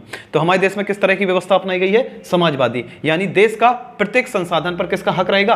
पूरे समाज का हक रहेगा। किसी व्यक्ति विशेष के लिए, किसी जाति विशेष के लिए, किसी समुदाय विशेष के लिए, किसी लिंग विशेष के लिए जो व्यवस्थाएं लागू नहीं होगी। जिस पर लागू होगी या जो भी व्यवस्था होगी सारे समाज के लिए लागू होगी। ठीक, कहीं कहीं समाजवादी व्यवस्था में थोड़ा छोटपोट हम लोगों को गड़बड़ देखने को मिलती है, लेकिन वो गड़बड़ बाद में की गई है। यानी भाई सब पर सेम व्यवस्था लागू नहीं की गई है, किस कारण, वो आगे की चर्चा रहेगी हम लोगों की। पंथ निरपेक्ष, जैसे हम लोग पढ़ते हैं कि धर्म जो होता है, धर्म का ही पर्यायवाची होता है पंथ, और धर्म का ही पर्यायवाची होता है मजहब। तो चाहे हम धर्म कहें, चाहे पंथ कहें, चाहे मजहब कहें, एक ही चीज़ है ना। तो यहाँ पर हम लोगों में क्या लिखा है? पंथ निरपेक्ष। यानी कई बार आप लोग यहाँ धर्मनिरपेक्ष भी पढ़ लेते हो, तो मतलब तो दोनों का एक ही है, लेकिन यहाँ पर लिखा क्या है? पंथ निरपेक्ष। पंथ निरपेक्ष का मतलब होता है, जिसे हम लोग सेकुलर कहते हैं अंग्रेजी में, आप लोगों ने बड़ा शब्द सुन रखा होगा वर्तमान परिप्रेक्ष्य में। तो सेकुलर का मतलब क्या होता है? भारत देश का कोई भी अपना धर्म नहीं होगा। सेकुलर का मतलब कि भारत देश का कोई अपना धर्म नहीं होगा, यानी हमारे देश का कोई एक निश्चित धर्म नहीं होगा कि हम कहें कि हमारे देश का ये धर्म है। जैसे हम कहें पाकिस्तान का राष्ट्रीय धर्म इस्लाम है, हमारे देश का कोई भी राष्ट्रीय धर्म नहीं है। हमारे देश में भाई सनातन वाले भी रहेंगे, इस्लाम वाले भी रहेंगे, सिख रहेंगे, बौद्ध रहेंगे, जैन रहेंगे, पारसी रहेंगे, और भी जो तमाम सारी कम्युनिटी हो सकती हैं, सब कोई रहेगा। हमारा देश भाई सेकुलर है, इसका मतलब है हमारे देश का कोई भाई राष्ट्रीय धर्म नहीं है। हम किसी धर्म को इस तरीके तक सपोर्ट नहीं करेंगे कि उसको राष्ट्रीय धर्म बना दें, बिल्कुल नहीं। इसी चीज को, इसी व्यवस्था को हमारे देश में क्या कहा गया? सेकुलर। यानी हमारे देश का कोई निश्चित धर्म नहीं होगा, ना ही हम किसी धर्म का विरोध करते हैं, और ना ही हम किसी धर्म को इतना ज्यादा सपोर्ट करेंगे। इस चीज को कहा गया है सेकुलर। तभी हमारे देश में सारी की सारे धर्म और संप्रदाय के लोग बड़े शांति से रहते हैं, है ना। और यही हमारे देश की खूबसूरती है। हम लोग जितना शांति से रहेंगे और जितना मिलजुल के रहेंगे, हमारा देश उतना ही खूबसूरत होगा। और खूबसूरत बनाने के लिए और हम लोगों को शांति से रहना जरूरी है, और शांति से रहने के लिए हम लोगों को अपने दिमाग का यूज़ करना बहुत ज़रूरी है। अगर हम किसी की सुनी सुनाई बातों पर या किसी की कही बातों पर जितना जल्दी विश्वास कर लेंगे, हमारी शांति उतनी ज़्यादा भंग होती है। भाई आप खुद समझो, फलाने ने कुछ कहा, जिद तुमने तुरंत मान लिया तो तुम तुरंत परेशान हो जाओगे। और अगर उसने कुछ कहा, जब तक वो तुम्हारे मुंह पे नहीं कह देता तब तक आप उस पर विश्वास नहीं करेंगे। तो आप भाई भले मुंह पे कहे, लेकिन बाद में कहेगा, तब तक तो आप परेशान नहीं रहेंगे ना। तो किसी सुनी सुनाई बातों पर या कही बातों पर विश्वास नहीं करना चाहिए, क्योंकि वर्तमान में ऐसी चीज़ें बड़ी समस्या वाली बन रही हैं हमारे देश में, और जो हमारे देश के लिए आने वाले समय में बहुत बड़ा खतरा बनेंगी। और इन खतरों से निपटने के लिए भाई जो भी काम करेंगे, आने वाले जो भी लोग होंगे, वो उन लोगों का जो दिमाग बिल्कुल सेट होगा, यानी उन सब ने जो सारी चीज़ें पढ़ रखी होंगी कि हम लोग आखिर हैं क्या, करना क्या है हम लोगों को। तो पंथ निरपेक्ष का मतलब सिर्फ और सिर्फ इतना होता है कि हम ना तो किसी धर्म का सपोर्ट करते हैं, ना किसी धर्म का विरोध करते हैं। हमारा ना तो कोई राष्ट्रीय धर्म होगा, हमारे यहाँ सभी धर्मों के लोग रहेंगे, जो भी रहना चाहे रहेगा। और जैसे जो भी धर्म अपनाना है, स्वीकार करना है, वो अपना धर्म स्वीकार कर सकता है, बदल सकता है, स्वतंत्र है वो व्यक्ति। ठीक, तो पंथ निरपेक्ष हो गया। लोकतंत्र का मतलब होता है, लोक का मतलब होता है, जैसे हम आपको दो शब्द बताएं, लोक स्वास्थ्य, लोक कल्याण। लोक स्वास्थ्य मतलब लोगों का स्वास्थ्य, लोक कल्याण यानी लोगों का कल्याण। ऐसे लोकतंत्र यानी लोगों का तंत्र। लोक मतलब जनता, यानी लोकतंत्र का मतलब होता है जनता का तंत्र। जनता का तंत्र का मतलब क्या होता है कि जनता ही शासन करेगी। भाई इतनी सारी जनसंख्या भारत की 150 करोड़ होने वाली, चाइना को पार कर चुके होंगे हम लोग, है ना। तो 150 करोड़ की जनसंख्या क्या एक साथ शासन कैसे कर ले? भाई हमारे घर में एक कुर्सी पर दो लोग नहीं बैठते, है ना। हमारी राजनीति में कोई भी एक राज्य में 2 मुख्यमंत्री नहीं बनते। तो भाई पूरी जनता शासन कैसे कर लेगी? तो भाई शासन करने के भी 2 तरीके होते हैं, यानी लोकतंत्र 2 तरीके का होता है। यानी जनता का शासन 2 तरीके का होता है, एक प्रत्यक्ष होता है, एक अप्रत्यक्ष होता है। प्रत्यक्ष में क्या होती है? जनता डायरेक्ट इन्वॉल्व रहती है, किसमें? व्यवस्थाओं में। और अप्रत्यक्ष क्या होती है कि जनता स्वयं इन्वॉल्व ना होकर अपने प्रतिनिधि को इन्वॉल्व करती है। जब जनता अप्रत्यक्ष रूप से शासन करती है तो जनता का एक प्रतिनिधि जाकर जनता के लिए शासन करता है, और वो प्रतिनिधि भारत में कौन होता है? राष्ट्रपति होता है। तो आपका लोकतंत्र कितने तरीके का रहेगा? 2 तरीके का रहेगा, एक प्रत्यक्ष वाला, एक अप्रत्यक्ष वाला। प्रत्यक्ष कहाँ अपनाया जाता है? स्विट्जरलैंड जैसे देशों में, जहां जनता डायरेक्ट व्यवस्था में क्या होती है? इन्वॉल्व होती है। और हम लोगों के यहाँ किस तरीके का लोकतंत्र अपनाया जा रहा है? अप्रत्यक्ष लोकतंत्र, क्योंकि हम लोग पूरी जनता शासन नहीं करती, हम लोगों का एक प्रतिनिधि जाता है, कौन? राष्ट्रपति, वो पूरे देश को संभालता है। तो लोकतंत्र कहलाता है जनता का शासन। भारत के संबंध में कहा भी जाता है कि जनता का जनता के लिए जनता प्रशासन है, इस तरीके से। और गणराज्य क्या कहलाता है? गणराज्य एक व्यवस्था होती है, एक्चुअली में दो तरीके की व्यवस्था होती है, एक राजाशाही व्यवस्था, एक होती है गणतंत्र व्यवस्था। राजाशाही व्यवस्था में वो होता है कि उसमें जो सर्वोच्च अधिकारी होता है वो राजा होता है, और उसके बाद जो राजा बनेगा वो वंशानुगत चलता रहेगा। ये राजाशाही व्यवस्था में होता है। गणतंत्र में या गणराज्य में क्या होता है? गणराज्य में जो होता है, देश का सर्वोच्च मालिक यानी सर्वोच्च अधिकारी जो होता है वो जनता के द्वारा चुना होता है। अभी लोकतंत्र में भी बताया कि जनता का शासन होता है और जनता अपने प्रतिनिधि को चुनती है। वो प्रतिनिधि जनता के द्वारा अगर चुना जाए तो गणराज्य है, अगर जनता के द्वारा नहीं चुना जा रहा वो वंशानुगत है, यानी राजा का बेटा राजा बन रहा है ना, महारानी शासन कर रही है और फिर उनकी राजकुमारी या उसकी बहू या कोई भी शासन करे तो वो राजतंत्र होगा। यदि चुनकर जा रहा है तो वो क्या होगा? गणतंत्र होगा। और भारत में भाई चुनकर जाता है सबसे बड़ा अधिकारी। भारत का सबसे बड़ा अधिकारी, सबसे ऊंचे पद पर बैठा व्यक्ति कौन होता है? राष्ट्रपति होता है, और राष्ट्रपति चुनकर जाता है। इसलिए भारत किस तरीके का देश है? गणराज्य देश है। भारत में किसका शासन चलता है? जनता का शासन चलता है। किस तरीके का? अप्रत्यक्ष वाला, क्योंकि प्रत्यक्ष वाला हम लोगों के यहाँ नहीं चलता। तो हमें भारत देश को 5 चीजें बनानी थी। एक, संपूर्ण प्रभुत्व संपन्न, यानी हम अपने सारे डिसीजन स्वयं लेंगे। समाजवादी, जो भी व्यवस्था होगी पूरे समाज के लिए होगी। पंथ निरपेक्ष, हमारे देश का कोई धर्म नहीं होगा, हम किसी का ना सपोर्ट करते हैं ना विरोध करते हैं। चौथा रहेगा लोकतंत्र, यानी जनता का शासन रहेगा, अप्रत्यक्ष रूप से जनता शासन करेगी। और गणराज्य यानी जो सर्वोच्च अधिकारी होगा वो हमारे द्वारा चुना जाएगा। चुना हुआ होगा, निश्चित समय के लिए चुना जाएगा, उसके बाद फिर बदल जाएगा। ठीक, ये तो हो गया था पहले स्टेप की बात। अब करते हैं हम लोग दूसरे स्टेप में। एवं उसके समस्त नागरिकों को, किसके? भारत देश के समस्त नागरिकों को। अब हम लोगों के लिए क्या क्या मिलेगा? ये तो हमने देश के लिए बताया, अब हम लोगों को क्या क्या मिलेगा इस चीज पर चर्चा करें। एवं उसके समस्त नागरिकों को सामाजिक, आर्थिक, राजनीतिक न्याय। न्याय हमें कितने देने हैं? 3, सामाजिक, आर्थिक और राजनीतिक। न्याय कितने देने हैं भाई हमको? 3, पहला, दूसरा और तीसरा, 3 न्याय देने हैं। सामाजिक न्याय क्या है? सामाजिक स्तर पर किसी व्यक्ति से भेदभाव ना किया जाए, वही तो क्या है? न्याय है ना। तो सामाजिक स्तर पर किसी व्यक्ति से भेदभाव ना किया जाए, इसका मतलब क्या है? अब सुनो, किसी जाति विशेष के लिए, किसी वर्ग विशेष के लिए, किसी लिंग विशेष के लिए अलग से प्रावधान ना रहे, अलग से प्रावधान ना रहे। जो भी व्यवस्था हो सबको समान तरीके से मिले, ये कहलाता है सामाजिक न्याय, है ना। किसी भी तरीके का भेदभाव ना हो सामाजिक स्तर पर, उसको कहा जाएगा सामाजिक न्याय। भाई भेदभाव खत्म कर देंगे, न्याय मिल जाएगा, है ना। और आर्थिक क्या कहलाता है? अर्थ का मतलब होता है पैसा। किसी के पास 5 लाख का महीना आ रहा, किसी के पास 5 रुपए आ रहा, किसी के पास आ ही नहीं रहा। तो ये आर्थिक रूप से क्या है? असमानता है।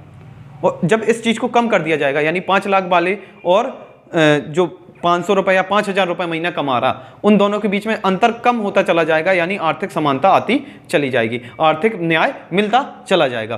तो अर्थ आधारित न्याय, यानी आर्थिक स्थिति, मतलब गरीब के लिए अलग व्यवस्था, अमीर के लिए अलग व्यवस्था, ऐसा भी नहीं होना चाहिए। जिस रेस्टोरेंट में अमीर खा रहा, उसमें गरीब नहीं खा पाएगा, बस पैसे लगेंगे, है ना। तो सामाजिक क्या है? सामाजिक स्तर पर किसी भी तरह का भेदभाव ना किया जाए, यानी तो ये सामाजिक न्याय हो गया। आर्थिक न्याय क्या है? अर्थ के आधार पर किसी तरह का भेदभाव ना किया जाए, तो वो आर्थिक न्याय हो गया। राजनीतिक न्याय, भाई राजनीति कोई भी कर सकता है, और भारत राजनीति का भंडार हो चुका है, घर घर में भाई नेता है ना। तो भाई नेता क्यों बन रहे? क्योंकि हम लोगों को राजनीतिक न्याय प्राप्त है। भले राजनीति आती हो ना आती हो, लेकिन नेता बनेंगे।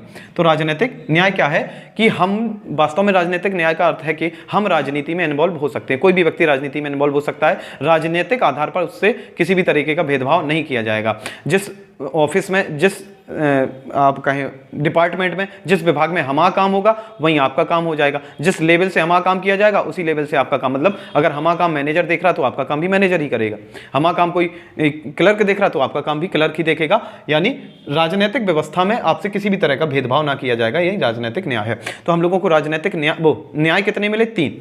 सबसे पहला सामाजिक, पहले समाज में देना पड़ेगा, फिर पैसे में देना पड़ेगा आर्थिक, फिर आप लोगों को राजनीति में देना पड़ेगा। इसका ऑर्डर आप लोग याद रखेंगे, पहले सामाजिक रहेगा, दूसरा आर्थिक रहेगा, तीसरा राजनीतिक हो गया। इसके बाद आता है स्वतंत्रता। न्याय मिले हमें 3, स्वतंत्रता मिली हमें कितनी? 5। वो 5 कौन कौन सी? विचार, अभिव्यक्ति, विश्वास, धर्म और उपासना। हम किसी का भाई मान के चलो, हमारी किसी से झगड़ा था, हम उसका बुरा चाह रहे थे, हम दिमाग में रखे यार हम उसे मार डालेंगे, हम मार डालेंगे, जी हमने दिमाग में बिल्कुल बैठा के रख दिया। जी क्या है? विचार। आपके दिमाग में क्या चल रहा, वो आपका विचार है, और विचार की आपको स्वतंत्रता है। आप अपने दिमाग में कुछ भी ला सकते हैं, कुछ भी बोल सकते हैं, कुछ भी कह सकते हैं, क्योंकि वो आपको स्वतंत्रता में मिला है विचार में। विचार मतलब अंदर रखेंगे, भौंकेंगे नहीं, यानी विचार। अभिव्यक्ति क्या कहलाती है? उस विचार को किसी के सामने प्रकट करना, यानी अपने अंदर के भावों को किसी दूसरे व्यक्ति के सामने प्रकट करना अभिव्यक्ति कहलाती है। ये अभिव्यक्ति किसी भी तरीके से हो सकती है। हम किसी का अच्छा चाहते हैं, हम किसी से प्रेम करते हैं, तो हम भाई लिख के हमने अभिव्यक्ति कर सकते हैं, हम बोल के अभिव्यक्ति कर सकते हैं, नाच गा के अभिव्यक्ति कर सकते हैं। तो इन सारी चीज़ों की क्या है, हम लोगों को अभिव्यक्ति की स्वतंत्रता है। विश्वास, हमारी किसी से बुराई है, हमने उसको मार दिया, अभिव्यक्ति कर दी। अब हमने उसको मार दिया और वो मर गया जी, हम किससे बताएंगे, जिस पर हमें विश्वास होगा। यानी विचार की स्वतंत्रता है, अभिव्यक्ति की स्वतंत्रता है, विश्वास की स्वतंत्रता है। भाई जिस पर हमें विश्वास है वो हमने, अब भाई सबसे ज़्यादा इस दुनिया में विश्वास करने के काबिल तो कोई है नहीं, है ना। तो भाई सबसे ज़्यादा विश्वास हम किस पर करते हैं, अपने भगवान पर। भगवान किससे संबंधित होता है, धर्म। तो विचार हो गया, अभिव्यक्ति हो गया, विश्वास हो गया, विश्वास से तुरंत जुड़ जाएगा धर्म। सबसे ज़्यादा विश्वास काय पे है, धर्म पे। तो धर्म की स्वतंत्रता, धार्मिक स्वतंत्रता, सीधी बात कहें हम कि धार्मिक स्वतंत्रता है। आप इस्लाम से संबंधित है, इस्लाम को मानिए। आप सनातन से संबंधित, सनातन को मानिए। आप ईसाई हैं, जैन हैं, बौद्ध हैं, पारसी हैं, सिख हैं, कुछ भी हों आप स्वतंत्र हैं, किसी भी धर्म को मान सकते हैं, क्योंकि इस चीज़ की आप लोगों को स्वतंत्रता दी गई है। कहाँ पर, संविधान में। और संविधान में तो दी गई है, साथ में प्रस्तावना में पहले ही आप लोगों को लिख दिया, किताब लिखने के पहले ही लिख दिया गया है कि आप धार्मिक रूप से स्वतंत्र हैं। ये कहाँ लिखा गया, संविधान की प्रस्तावना में, कि आप लोगों को 5 तरह की स्वतंत्रता। अच्छा, उपासना क्या कहलाती है, उपासना पूजा पाठ। पूजा पाठ का मतलब है आप किसी भी तरीके से पूजा कर लो, आप स्वतंत्र हो। आप मंदिर में जाके अगरबत्ती से पूजा कर लो, आप मंदिर में जाके दिया जला के पूजा कर लो, आप भाई मंदिर में जाके भाई लौट के पूजा कर लो, पैर छू के कर लो, या आप कहीं किसी मस्जिद में जाकर अपने हिसाब से आयतें पढ़ लो, या भाई सिर्फ आप अंदर नहीं जा पा रहे, बाहर से पूजा करके चले आए, वो आप लोगों की उपासना है। वो क्या है, उपासना। तो कोई भी व्यक्ति किसी भी तरीके का अपना विचार रख सकता है, उस विचार को किसी भी तरीके से अभिव्यक्त कर सकता है, उस अभिव्यक्ति को मतलब किसी भी व्यक्ति पर, किसी पार्टी पर, किसी देश में, किसी लोग पर वो विश्वास कर सकता है, और धर्म किसी भी धर्म से संबंध रख सकता है, किसी भी धर्म को अपना सकता है, और उस पर अपने तरीके से, अपने तौर तरीके अपना सकता है, यानी अपने तरीके से उपासना कर सकता है। टोटल कितनी स्वतंत्रता दी गई, 5। कितने न्याय दिए गए, 3। न्याय कौन कौन थे, सामाजिक, आर्थिक और राजनीतिक। स्वतंत्रता कितनी थी, 5 स्वतंत्रताओं में विचार, अभिव्यक्ति, विश्वास, धर्म और उपासना। अगली पे आते हैं, प्रतिष्ठा एवं अवसर की समानता। प्रतिष्ठा और अवसर की समानता, समानता यानी क्षमता। समता कितने जगह मिली हमको, 2 जगह। कहाँ पर, प्रतिष्ठा एवं अवसर में। हमने पीएचडी कर ली, हमें डॉक्टर लिखने को मिलेगा। हमने एमबीबीएस कर ली, हमने डॉक्टर लिखने को मिलेगा। हम मान के चलो प्रोफेसर बन गए, तो हम अपने नाम के पीछे आगे प्रोफेसर लिखेंगे। हमारे अलावा अगर कोई फीमेल पीएचडी कर लेती है, वो भी डॉक्टर लिखेगी। फीमेल प्रोफेसर बन जाती है, वो भी प्रोफेसर लिखेगी। या हमारी जगह भाई कोई किसी दूसरे रिलीजन का कोई मुस्लिम व्यक्ति क्या कर ले, पीएचडी कर ले, वो भी डॉक्टर लिखेगा। वो एमबीबीएस कर ले, डॉक्टर लिखेगा। वो प्रोफेसर बन जाए, वो प्रोफेसर लिखेगा। ये सारी क्या है, प्रतिष्ठा है, कि आप जो चीज डिजर्व कर रहे हैं वो आप लोगों को मिलेगी, उसमें किसी भी तरह का भेदभाव नहीं किया जाएगा। अवसर क्या है, जहां हम फॉर्म डालते हैं वहीं आप डालोगे, वहीं एक महिला डाल सकती है, वहीं एक विकलांग डाल सकता है, वहीं एक दूसरे धर्म का लोग डाल सकते हैं, हर कोई डाल सकता है। यानी वो अवसर की क्या है, समानता है। तो हम लोगों को समानता कितनी जगह प्रदान की गई है, 2। कौन, प्रतिष्ठा और वो। समानता कहाँ कहाँ, प्रतिष्ठा में और अवसर में। यानी हमें सम्मान जो मिलेगा, वो सम्मान जो एक को मिल रहा वही सबको मिलेगा। अवसर, जहाँ एक लोग जा सकते हैं वहाँ सब लोग जा सकते हैं। तो प्रतिष्ठा और अवसर की समानता हम लोगों को प्राप्त हुई है, यानी प्राप्त कराने के लिए। किसको, भारत के समस्त नागरिकों को जो 3 न्याय, 5 स्वतंत्रता और 2 समताएं प्राप्त कराने के लिए, और जो प्राप्त कराएंगे हम लोगों को, मान के चलो न्याय मिल गया, सामाजिक, आर्थिक, राजनीतिक न्याय मिला, तो ऐसे नहीं कि हम एकदम जानवर बन जाएं कि हम कुछ भी, अब हमें न्याय मिला है तो हम कुछ भी करें। हम लोगों को स्वतंत्रता मिल गई है, तो ऐसा नहीं है कि हम कुछ भी करें, हम स्वतंत्र हैं तो कुछ भी बोलें, किसी के लिए कुछ भी कहें। इस बात के लिए हम लोगों को ऐसा नहीं है कि स्वतंत्रता मिली तो हम उसका मिसयूज़ कर लें, या समानता मिली है तो हम उसका भी मिसयूज़ करें। तो इन चीज़ों पर कमान कसने के लिए उनने तीसरे स्टेप में क्या लिखा है, इन सब में, मतलब आपके 3 न्याय, 5 स्वतंत्रता और 2 समानताओं में, उन सब में व्यक्ति की गरिमा, उन सब में व्यक्ति की गरिमा और राष्ट्र की एकता और अखंडता, इन दोनों चीज़ों को सुरक्षित रखना है। साथ में इन दोनों चीज़ों को सुरक्षित रखना यानी सुनिश्चित करना और भी मजबूत करना है, जो कमजोर ना पड़ जाए, कि हम भाई न्याय, स्वतंत्रता और समता का इस तरीके से प्रयोग कर रहे हैं कि किसी देश की, किसी व्यक्ति की गरिमा को क्या पहुंच रही, ठेस पहुंच रही, उसे अच्छा नहीं लग रहा है ना। और राष्ट्र की एकता और अखंडता भी क्या हो रही है, उससे प्रभावित हो रही है। और दूसरा, इसको सुनिश्चित करने वाली बंधुता को बढ़ाना, एक जो चीज़ है बंधुता को बढ़ाना है, यानी भाईचारे को बढ़ाना है या कम करना है। भाईचारे को बढ़ाने की बात की गई है हमारी प्रस्तावना में, है ना। तो कोई भी वो काम जो हम लोगों के बीच के भाईचारे को खत्म कर रहा है, वो तो हम लोगों को करना ही नहीं चाहिए। अगर हम कर रहे हैं, इसका मतलब हम लोगों ने प्रस्तावना नहीं पढ़ी, और जब प्रस्तावना नहीं पढ़ी तो नौकरी कहाँ से मिल जाएगी भाई, तुम कैसे पढ़े लिखे हो, कैसे जिम्मेदार नागरिक हो कि अगर तुम्हें अपने देश के संविधान की प्रस्तावना ही नहीं आती है, जब प्रस्तावना नहीं आएगी तो आपको पता नहीं होगा कि हमें बंधुता बढ़ानी है या कम करनी है। हम लोग लगातार कम करते चले जा रहे हैं, तो इसके लिए आप लोगों को पढ़ना जरूरी है ना। तो उन सब में व्यक्ति की गरिमा को सुरक्षित रखना है, राष्ट्र की एकता और अखंडता को सुनिश्चित रखना है, और बंधुता को बढ़ाने के लिए हम क्या करेंगे, दृढ़ संकल्पित हो जाएंगे। तो 3 न्याय, 5 स्वतंत्रता, 2 समानताओं के बाद आप लोगों को व्यक्ति की गरिमा का ध्यान, राष्ट्र की एकता और अखंडता। एकता कहलाती कि राष्ट्र एक है जो एकता है, और उसके टुकड़े नहीं किए जा सकते, उसको बांटा नहीं जा सकता, ये क्या है, अखंडता है। ठीक है, ये क्या है, अखंडता है। तो इन सबको बचाने के लिए क्या करना, हम लोगों को दृढ़ संकल्पित हो गए। और फिर इस संविधान सभा में आज दिनांक 26 नवंबर 1949, ये तारीख आप लोगों को याद रखनी है। पेपर में पूछा गया क्वेश्चन है कि संविधान की प्रस्तावना में उल्लेख किस दिनांक का हुआ है, तो दिनांक पूछे तो 26 नवंबर 1949 ऑप्शन में रहेगा आप लोगों का। आप लोगों से पूछ दे कि राष्ट्रीय कैलेंडर के अनुसार या विक्रमी संवत के अनुसार कौन सी तिथि हुआ करती थी, तो तिथि याद रख लेना, शुक्ल पक्ष की सप्तमी हुआ करती थी, और महीना आप लोगों का जो मार्क्सिस कहलाता है वो था, और संवत कौन सा था, 2006। लेकिन संवत कौन सा, विक्रमी संवत। आपसे पूछ दिया जाएगा, क्वेश्चन किस तरीके से पूछेगा एग्जामिनर कि संविधान की प्रस्तावना में लिखा हुआ संवत 2006 किससे संवत है। ऑप्शन में रहेगा हिजरी, विक्रम या शक संवत, या आप लोगों का कोई और हर्ष संवत। इस तरीके से कुछ भी आप लोगों से पूछ दिया जाएगा, तो आप लोगों का कौन सा संवत है, जी विक्रमी संवत है। ठीक, तो और इसको क्या किया जाता है, अंगीकृत मतलब स्वीकार करना, अधिनियमित मतलब लागू करना, आत्मर्पित मतलब खुद पर भी लागू करना। तो ये होगी हम लोगों की संविधान की प्रस्तावना के बारे में महत्वपूर्ण चर्चा। चारों स्टेप को हमने एक एक शब्द भाई आप देख सकते हैं, समझ सकते हैं कि कोई अगर शब्द छूटा हो तो आप कमेंट करके भी बता सकते हैं कि अगर कहीं समस्या है तो हम उस चीज़ का क्या कर दें, निदान करें। तो आप लोग जे इसका स्क्रीनशॉट लेके रख लें, ताकि ये चीज़ें जो हमने हाईलाइट कर रखी हैं इन चीज़ों पर आपका ध्यान जाता रहे। इसके बाद हम लोग आगे बढ़ेंगे। चलिए,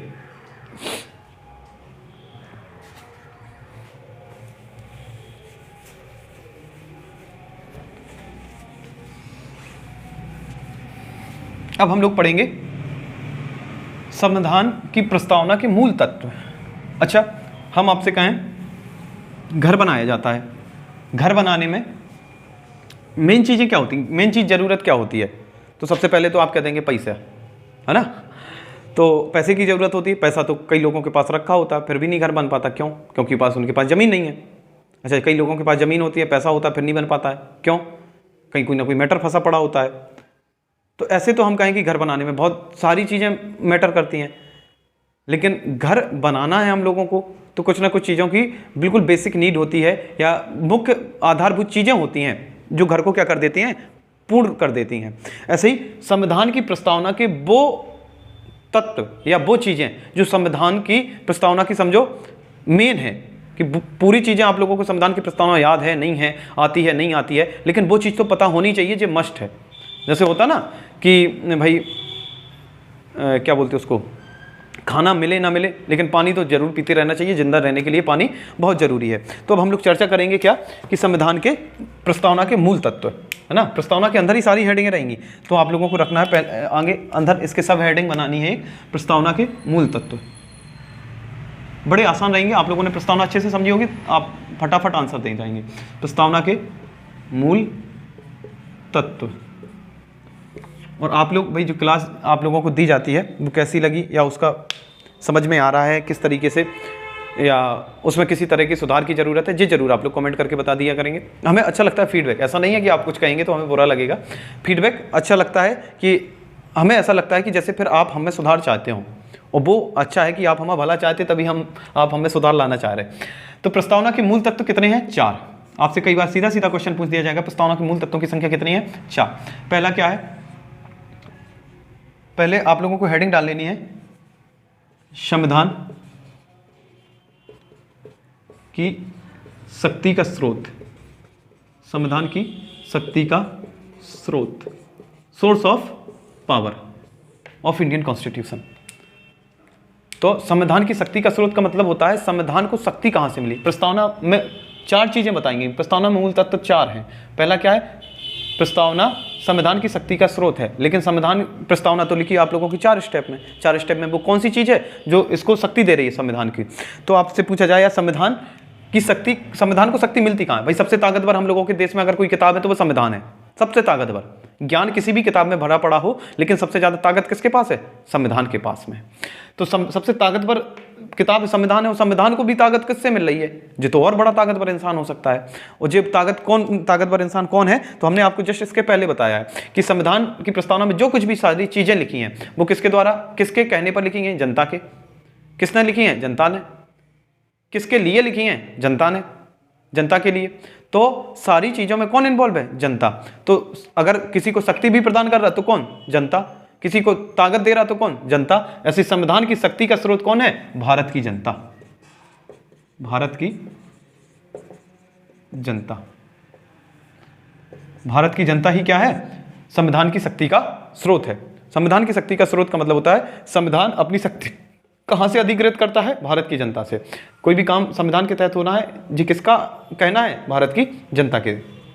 तो लिख सकते हैं इसमें एक लाइन आप लिखना चाहें, अर्थात संविधान अपनी शक्ति का संग्रहण, अपनी शक्ति का अधिग्रहण भारत की जनता से करता है। भारतीय जनता से करता है। तो पहला तत्व हो गया।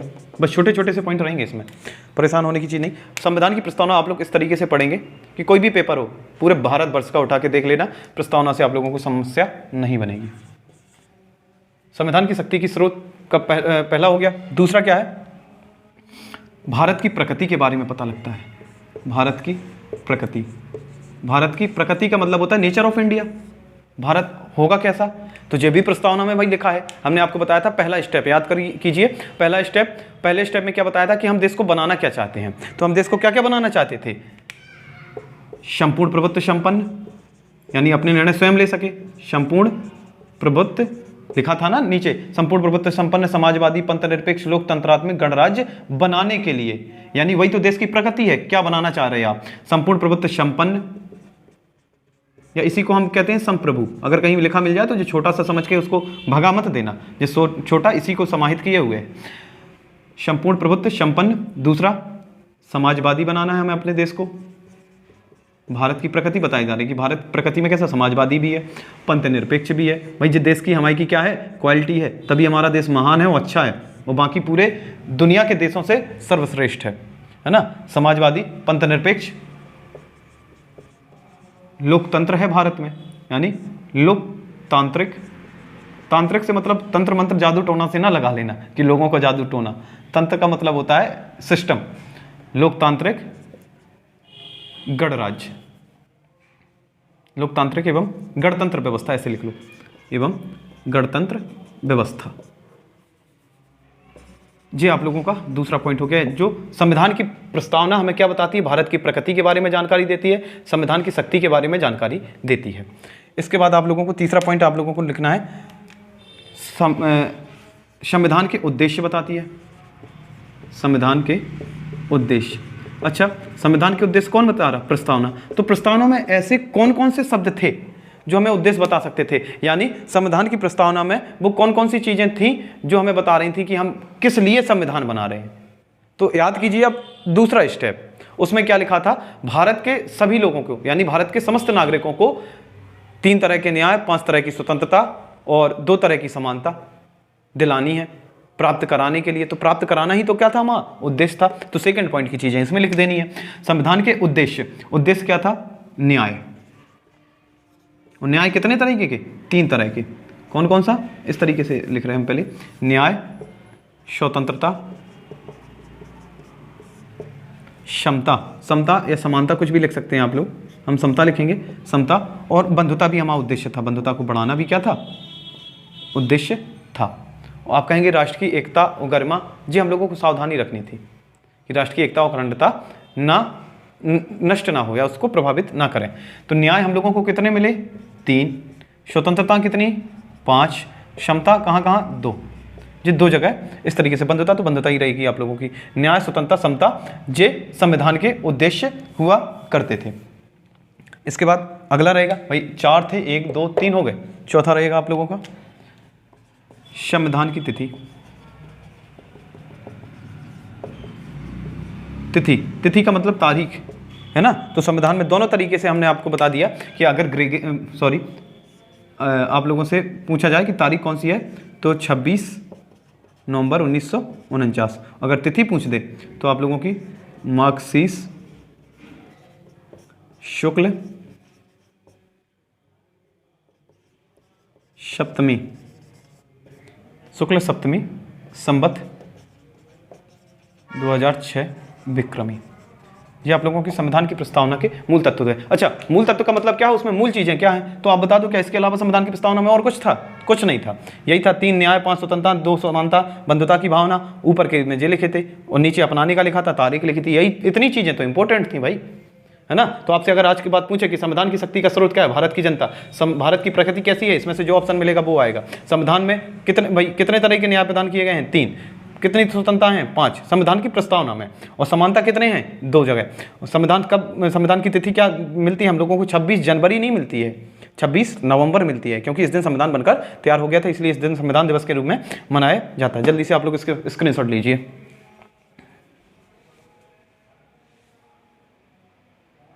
चलिए शुरू करें आगे।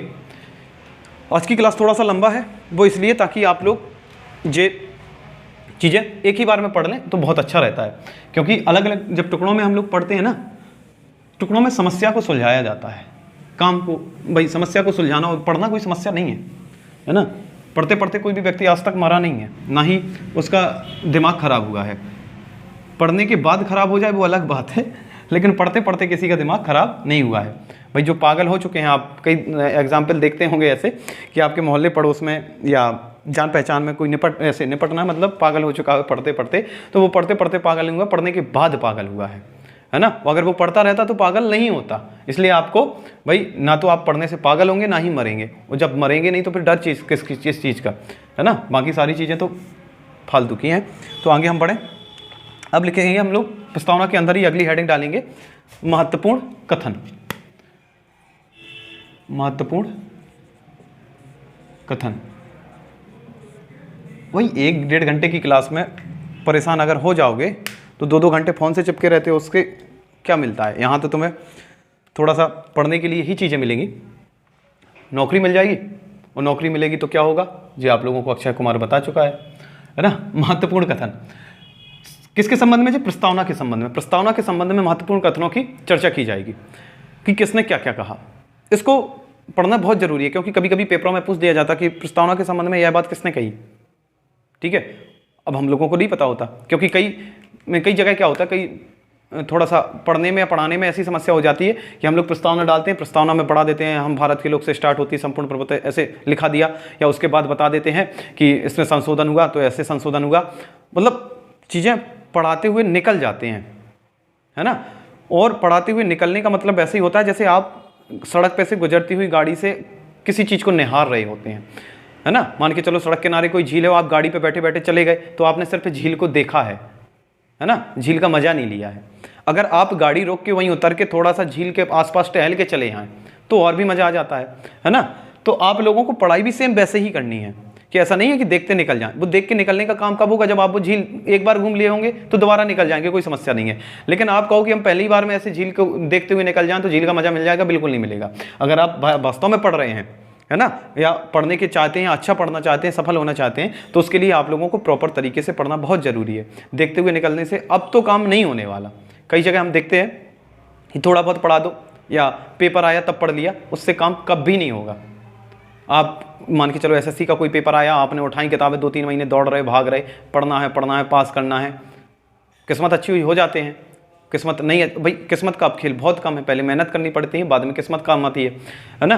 तो आप भाई उस एसएससी का पेपर देने गए, 2-3 महीने में कोई माई का लाल किसी भी सब्जेक्ट को कंप्लीट ठीक तरीके से नहीं करा सकता है। अगर वो 2-3 महीने में तुमसे कह रहा है कि हम इस सब्जेक्ट को 2-3 महीने में, पूरे सिलेबस को 2-3 महीने में कंप्लीट करा देंगे, वो शुद्ध फ्रॉड बना रहा है। आप भी मूर्ख हैं जो बन रहे हैं, क्योंकि आपको भी पता है कि इतिहास कोई एक घंटे में या 1 महीने में ख़त्म करने वाली चीज़ नहीं है। ज्योग्राफी आप लोगों की 1 महीने में ख़त्म करने वाली चीज़ नहीं हो सकती, है ना। आपकी पॉलिटी 1 महीने में ख़त्म करने वाली चीज़ नहीं। अब सोचो, जब ये 1-1, 2-2 महीने में ख़त्म नहीं हो सकते, 4-4 महीने में ख़त्म नहीं हो सकते, 6-6 महीने ख़त्म नहीं हो सकते, वो 6 दिन में कैसे करा देंगे, है ना। वो आप करके आ भी जाते हैं। तो भाई वो मूर्ख बना रहे हैं, क्योंकि आप मूर्ख बन रहे हैं। है ना। तो आप लोगों को लिखना है भारतीय संविधान की प्रस्तावना के महत्वपूर्ण कथन। और महत्वपूर्ण कथनों में सबसे पहले हम लिखेंगे, एक महान विद्वान हुआ करते थे, विद्वान का मतलब जो भी भाई इतिहास में पढ़ेंगे वो महान ही कहलाते हैं, चाहे आए कुछ ना आए। तो एक विद्वान हुआ करते थे जिनका नाम हुआ करते थे N.A. पालकी वाला, पालकी पे होके सवार चली रे वाला गाँव, है ना। तो N.A. पालकी वाला, N.A. पालकी वाला एक वकील हुआ करते थे जिन्हें संविधान का अच्छा खासा नॉलेज था, न्याय अच्छा खासा जानते थे। तो ये आपसे कहा जाए कि किस प्रोफेशन से संबंधित थे, तो ये वकील हुआ करते थे, न्यायविद हुआ करते थे, या संविधान विशेषज्ञ हुआ करते थे। तो N.A. पालकी वाला ने कहा कि जो संविधान की प्रस्तावना है उसको पढ़ने से संविधान के बारे में सब कुछ पता लग जाता है। जैसे हम कहें आपके आधार कार्ड से आपके बारे में सब कुछ पता लग जाता है। तो आपका आधार कार्ड क्या है? आपका परिचय पत्र। या आप ऐसा ना कह देना परिचय पत्र तो मतदाता वाला होता, वो नहीं, आपका आधार कार्ड आपके बारे में पूरी जानकारी दे देता है। ऐसे ही संविधान के बारे में पूरी जानकारी कौन दे देता है? संविधान की प्रस्तावना। इसलिए N.A. पालकी वाला ने प्रस्तावना को संविधान का परिचय पत्र कहा, identity of constitution. Preamble is identity of constitution, संविधान का परिचय पत्र कहा। बस अब बताओ इसमें कोई बड़ी चीज है क्या? आपसे पूछा जाएगा प्रस्तावना को संविधान का परिचय पत्र किसने कहा? अब N.A. पालकी वाला हम लोगों ने नाम नहीं सुना भाई, भीमराव अंबेडकर से लेकर पंडित जवाहरलाल नेहरू से लेकर सुभाष चंद्र बोस, तमाम सारे नाम पढ़ लेते हैं हम लोग, पालकी वाला हम लोग नाम नहीं सुने होते तो ऑप्शन में आते ही नहीं। हम सोचते हैं कि किसी अच्छे नेता ने कहा होगा। तो किसने कहा था? N.A. पालकी वाला ने कहा था। पालकी से पा से पालकी हो गया, पा से परिचय पत्र हो गया, खत्म। ठीक है। और ऐसे समझ लो जो पालकी पर बैठा होता है उसे परिचय पत्र की आवश्यकता नहीं होती है। दूसरे हुआ करते थे आप लोगों के K.M. मुंशी, कन्हैयालाल मणिक, ऐसा कुछ नाम हुआ करता था इनका। तो K.M. मुंशी इनको शॉर्ट में लिखते हैं। तो K.M. मुंशी, मुंशी जी, मुंशी जी ने क्या कहा था? इन्होंने कहा था, ऐसे समझ लो K.M. मुंशी को कुछ देर के लिए, मुंशी को ऐसे समझ लो जो ज्योतिष जानता हो, ज्योतिष जानता हो। मुंशी जी क्या जानते थे? ज्योतिष जानते थे। ऐसे समझो कि मुंशी जी क्या जानते थे? ज्योतिष जानते थे। ज्योतिष जो जानता है वो क्या बताता है? हम लोगों के भाग्य के बारे में बताता है, हालांकि सही हो या ना हो लेकिन वो तो बता ही देता है। तो भाग्य के बारे में बताता है। तो मुंशी जी क्या करते थे? ज्योतिष, भाई वैसे नहीं कि आप कहें कि वास्तव में ज्योतिष जानते थे तो पाकिस्तान का अलग हो गया, पहले नहीं बता पाए। तो सिर्फ याद रखने के लिए K.M. मुंशी क्या होते थे? ज्योतिष जानते होंगे। ज्योतिष जानते होंगे इसलिए इन्होंने कहा कि जो प्रस्तावना है वो हमारे संविधान में हमारी संप्रभु या लोकतंत्रात्मक गणराज्य का क्या है? भविष्य फल है। भविष्य फल को ही हम जन्म कुंडली कह सकते हैं, है ना, या जन्म पत्री कह सकते हैं। तो इन्होंने क्या कहा था कि प्रस्तावना हमारी, प्रस्तावना हमारी संप्रभु, प्रस्तावना हमारी संप्रभु लोकतांत्रिक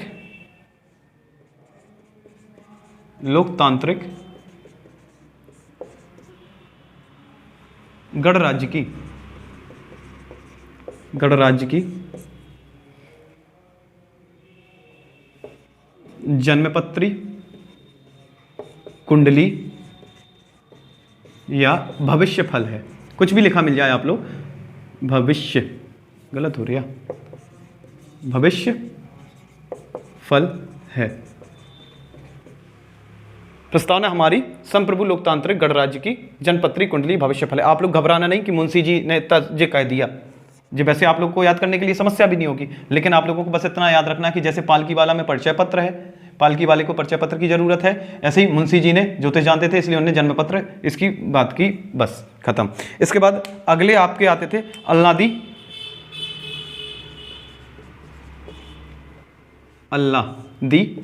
कृष्ण स्वामी अय्यर।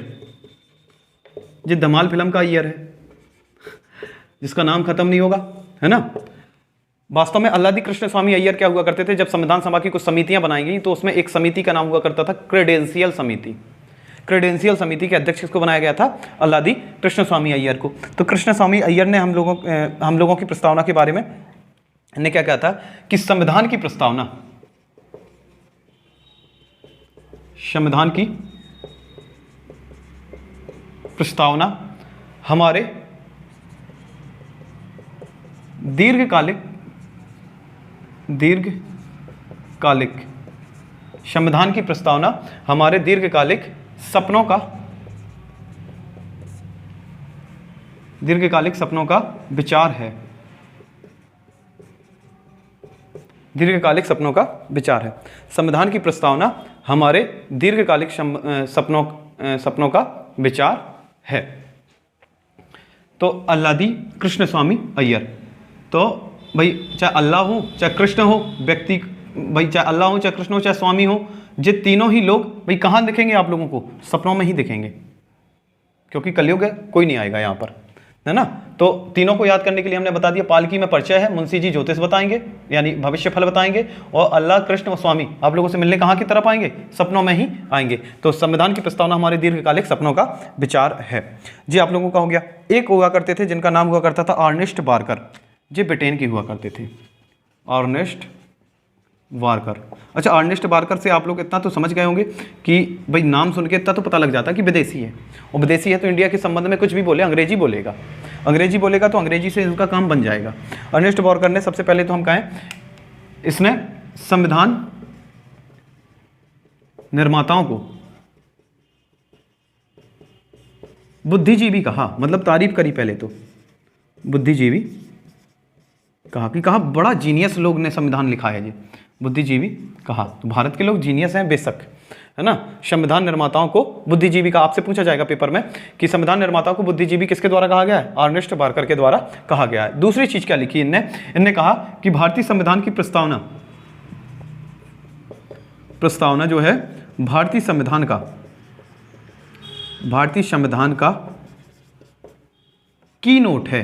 की मतलब चाबी, अंग्रेजी से है। नोट आप लोगों को पता है नोटबुक से संबंधित होता है नोट, तो नोट भी अंग्रेजी है, तो अंग्रेजी ही बोलेगा की नोट है। मतलब जैसे हम लोग लिखते हैं ना कि जब भी हम पेपर आते हैं तो हमारे पास कोई ऐसा नोट्स होना चाहिए जो एक नज़र में हमें चीज़ें क्लियर करते चले जाए, उसी को की नोट कहा जाता है। ऐसे संविधान को अगर एक नज़र में देखना है तो किसको देख लो? प्रस्तावना को देख लो। तो ये तो हुए आप लोगों के महत्वपूर्ण कथन। अभी एक व्यक्ति ऐसा बचा है जो सारे के सारे जो कथन सुन रहा था, ठीक है, जो सारे के सारे कथन सुन रहा था, भाई पालकी वाले ने जो कह दिया, मुंशी जी ने जो कह दिया, अय्यर ने जो कहा, अर्नेस्ट बारकर ने जो कहा, उस पर सबर नहीं हुआ। वो जब बोलने आया तो उन्होंने बहुत बोला। वो बहुत बोलने वाला एक व्यक्ति था, उनका नाम हुआ करता ठाकुर प्रसाद भार्गव। तो आप लोगों को आगे उन्हीं के बारे में लिखना है। आप जल्दी से इसका स्क्रीनशॉट ले लीजिए। चलिए हेडिंग डालेंगे आप लोग, प्रश्न क्या नाम था? ठाकुर प्रसाद भार्गव, पंडित ठाकुर दास भार्गव। ऐसे समझ लो आप कि ज्यादा बोलने की ताकत भाई किस में होती है? पंडित जी में ही होती है ना। कथा पढ़ते रहते हैं, मेहनत करते हैं, है ना। तो बोलने के क्षेत्र में देखा जाए तो अच्छा खासा बोल लेते हैं। पंडित ठाकुरदास भार्गव जी ने क्या क्या कहा? सबसे पहले जी आए इनमें खूब बरसे संविधान की प्रस्तावना के संबंध में। बरसने का मतलब है उस पर खूब मेहरबान रहे। तो सबसे पहले तो भाई पंडित जी हैं, सम्मान के पात्र हैं, है ना। पंडित का मतलब विद्वान होता है, कोई भी विद्वान व्यक्ति होता है वो सम्मान के पात्र होता है। तो इनने सबसे पहली तो लाइन यही कह दी कि प्रस्तावना संविधान का सबसे सम्मानित भाग है। क्योंकि पंडित जी सम्मान चाहते हैं इसलिए उन्होंने दूसरे को भी सम्मान दिया। प्रस्तावना संविधान का सबसे सम्मानित भाग है, हो गया पहली चीज। इतने में भी अभी पंडित जी को संतुष्टि नहीं मिली। पंडित जी क्योंकि बहुत सारे लोगों के बयान सुन रखे थे तो उन्होंने कहा था कि हम और बोलेंगे। उन्होंने कहा प्रस्तावना संविधान का सबसे सम्मानित भाग है। अब आप बताओ पंडित जी क्या करते हैं भाई? पंडित ऐसे समझो, जो पंडित जो होते हैं सम्मान के पात्र होते हैं। अब भाई सम्मान के पात्र होगा, थोड़ा सा कोई विद्वान ही होता है जिसको पंडित कहा जाता है। विद्वान होता है तो समझदार होता है, समझदार होगा तो उसे पता है कि भाई किस तरीके से हम लोगों को क्या करना है, अपनी संपत्ति को किस तरीके से बचा के रखना है। तो जो भी संपत्ति को बचा के रखते हैं तो वो कैसे रखते हैं? संदूक में, बक्से में रख देते हैं और फिर उसमें ताला लगा देते हो। ताला लगा के चाबी अपने साथ लिए घूमते हैं। यानी चाबी किसके साथ रहती है? विद्वान लोगों के साथ रहती है, या विद्वान लोग ही वो चाबी होते हैं जो कोई भी ताला खोल सकते हैं। तो आप ऐसे समझ लो कि जो पंडित ठाकुरदास भार्गव के द्वारा दोबारा दूसरा कथन कहा गया, इन्होंने प्रस्तावना को संविधान की कुंजी कहा। आप लोगों ने बेशक पढ़ा है कि संविधान प्रस्तावना संविधान की क्या है, कुंजी है। तो किसने कहा था, ठाकुरदास भार्गव ने प्रस्तावना को संविधान की कुंजी, संविधान की कुंजी कहा। कुंजी का मतलब होता की, है ना। प्रस्तावना की क्या कहा, कुंजी कहा संविधान की प्रस्तावना को। अच्छा, कुंजी कहा, और भाई सबसे सम्मानित भाग है और सबसे महत्वपूर्ण भाग है। तो भाई इसको इंसान कैसे, सब जो सबसे सम्मानित हो, जैसे आपके मम्मी पापा, और महत्वपूर्ण भी हैं आपके के लिए, तो वो कहते हैं ना कि भाई मम्मी पापा सबसे सम्मान वाले भी हैं और क्या है, महत्वपूर्ण भी हैं, इसलिए उनमें हमारी क्या बसती है, आत्मा। इसलिए पंडित जी ने क्या कहा, भारतीय संविधान की प्रस्तावना को संविधान की आत्मा कहा, संविधान की आत्मा, आत्मा कहा, संविधान की क्या कहा, आत्मा कहा। इसके बाद आप लोगों का अगला रहेगा, संविधान की आत्मा कह दिया। इसके बाद जो पंडित होते हैं या जो पंडित जी होते हैं उनको क्या होता है, आभूषणों का बड़ा अच्छा शौक होता है, माला आला पहने रहते हैं या भगवान के लिए बड़े भगवान को अच्छे खासे तरीके से सजा के रखते हैं, आभूषण पहना के रखते हैं, यानी आभूषणों में थोड़ा सा रुचि रखते हैं। तो ऐसे समझ लो कि पंडित जी ने प्रस्तावना को संविधान का आभूषण कहा, यानी संविधान को सुंदर कौन बनाता है, प्रस्तावना, संविधान का आभूषण कहा, आभूषण कहा। अब आप बताओ कोई चीज अच्छी है या बुरी, इन 4 पॉइंटों से पता लग सकती है या नहीं, बिल्कुल लग सकती है। भाई किसी को तुम आत्मा कह रहे हो, कुंजी कह रहे हो, सम्मान दे रहे हो, आभूषण कह रहे हो, तो अच्छी है या बुरी, ये चीज कहां से पता लग सकती है, प्रस्तावना से पता लग सकती है। इसीलिए ठाकुरदास भार्गव जी ने क्या कहा कि प्रस्तावना अच्छा या बुरा लगना, या ऐसे समझ लो पंडित जी क्या करेंगे, अच्छे बुरे का फर्क समझ लेते हैं, अच्छे बुरे में फर्क बता देते हैं कि क्या सही है क्या गलत है। तो ऐसे लिखेंगे प्रस्तावना को, नहीं, प्रस्तावना संविधान का मूल्यांकन, यानी संविधान को अच्छा है या बुरा है उसका मूल्यांकन करना, संविधान का मूल्यांकन करने के लिए सबसे उचित स्थान बताया, सबसे उचित स्थान बताया। यानी कोई व्यक्ति चाहे वो भारत का हो या विदेश का हो, हमारे संविधान की अगर मूल्यांकन करना चाहता है, उसकी कमियों और खूबियों को देखना चाहता है, तो वो कहाँ देख ले, सिर्फ प्रस्तावना पढ़ ले, उसकी पूरे संविधान पढ़ने की उसे जरूरत ही नहीं है, प्रस्तावना पढ़ लो, काम खत्म। आपसे पूछा जाएगा प्रस्तावना संविधान का सम्मानित भाग है, किसके द्वारा कहा गया, ठाकुरदास भार्गव, सम्मानित, पंडित जी को सम्मान मिलेगा तो सम्मानित भाग उसको। संविधान की कुंजी किसने कहा, कुंजी चाबी, चाबी किसके साथ रहती है, विद्वान लोगों के साथ, पंडित जी। प्रस्तावना को संविधान की आत्मा कहा है, आत्मा कौन होता है, जो महत्वपूर्ण होता है, जिसने ताला चाबी सब कुछ बता रखा होता है, वो पंडित जी। तो आप लोगों को जो सारे के सारे किस्से याद रख लेने, इनके नाम से ही कनेक्ट करके इसलिए बताए हैं, सिर्फ और सिर्फ हम मतलब पंडित जी कहने का मतलब ये है कि आप लोगों को जो चारों पॉइंट आप लोगों को अच्छे से याद हो जाए, क्योंकि यहीं से पूछा जाता है कि संविधान की कुंजी कहा है तो किसने, संविधान की आत्मा कहा है तो किसने। अच्छा, एक पॉइंट और आप लोग यहीं पर लिख लेंगे, लेकिन वो नोट बना के लिखेंगे आप लोग कि संविधान की doctor Bhimrao Ambedkar, doctor Bhimrao Ambedkar, doctor Bhimrao Ambedkar ने संविधान की आत्मा, संविधान की आत्मा संवैधानिक उपचारों के अधिकार को माना है, संवैधानिक उपचार के अधिकार को माना है।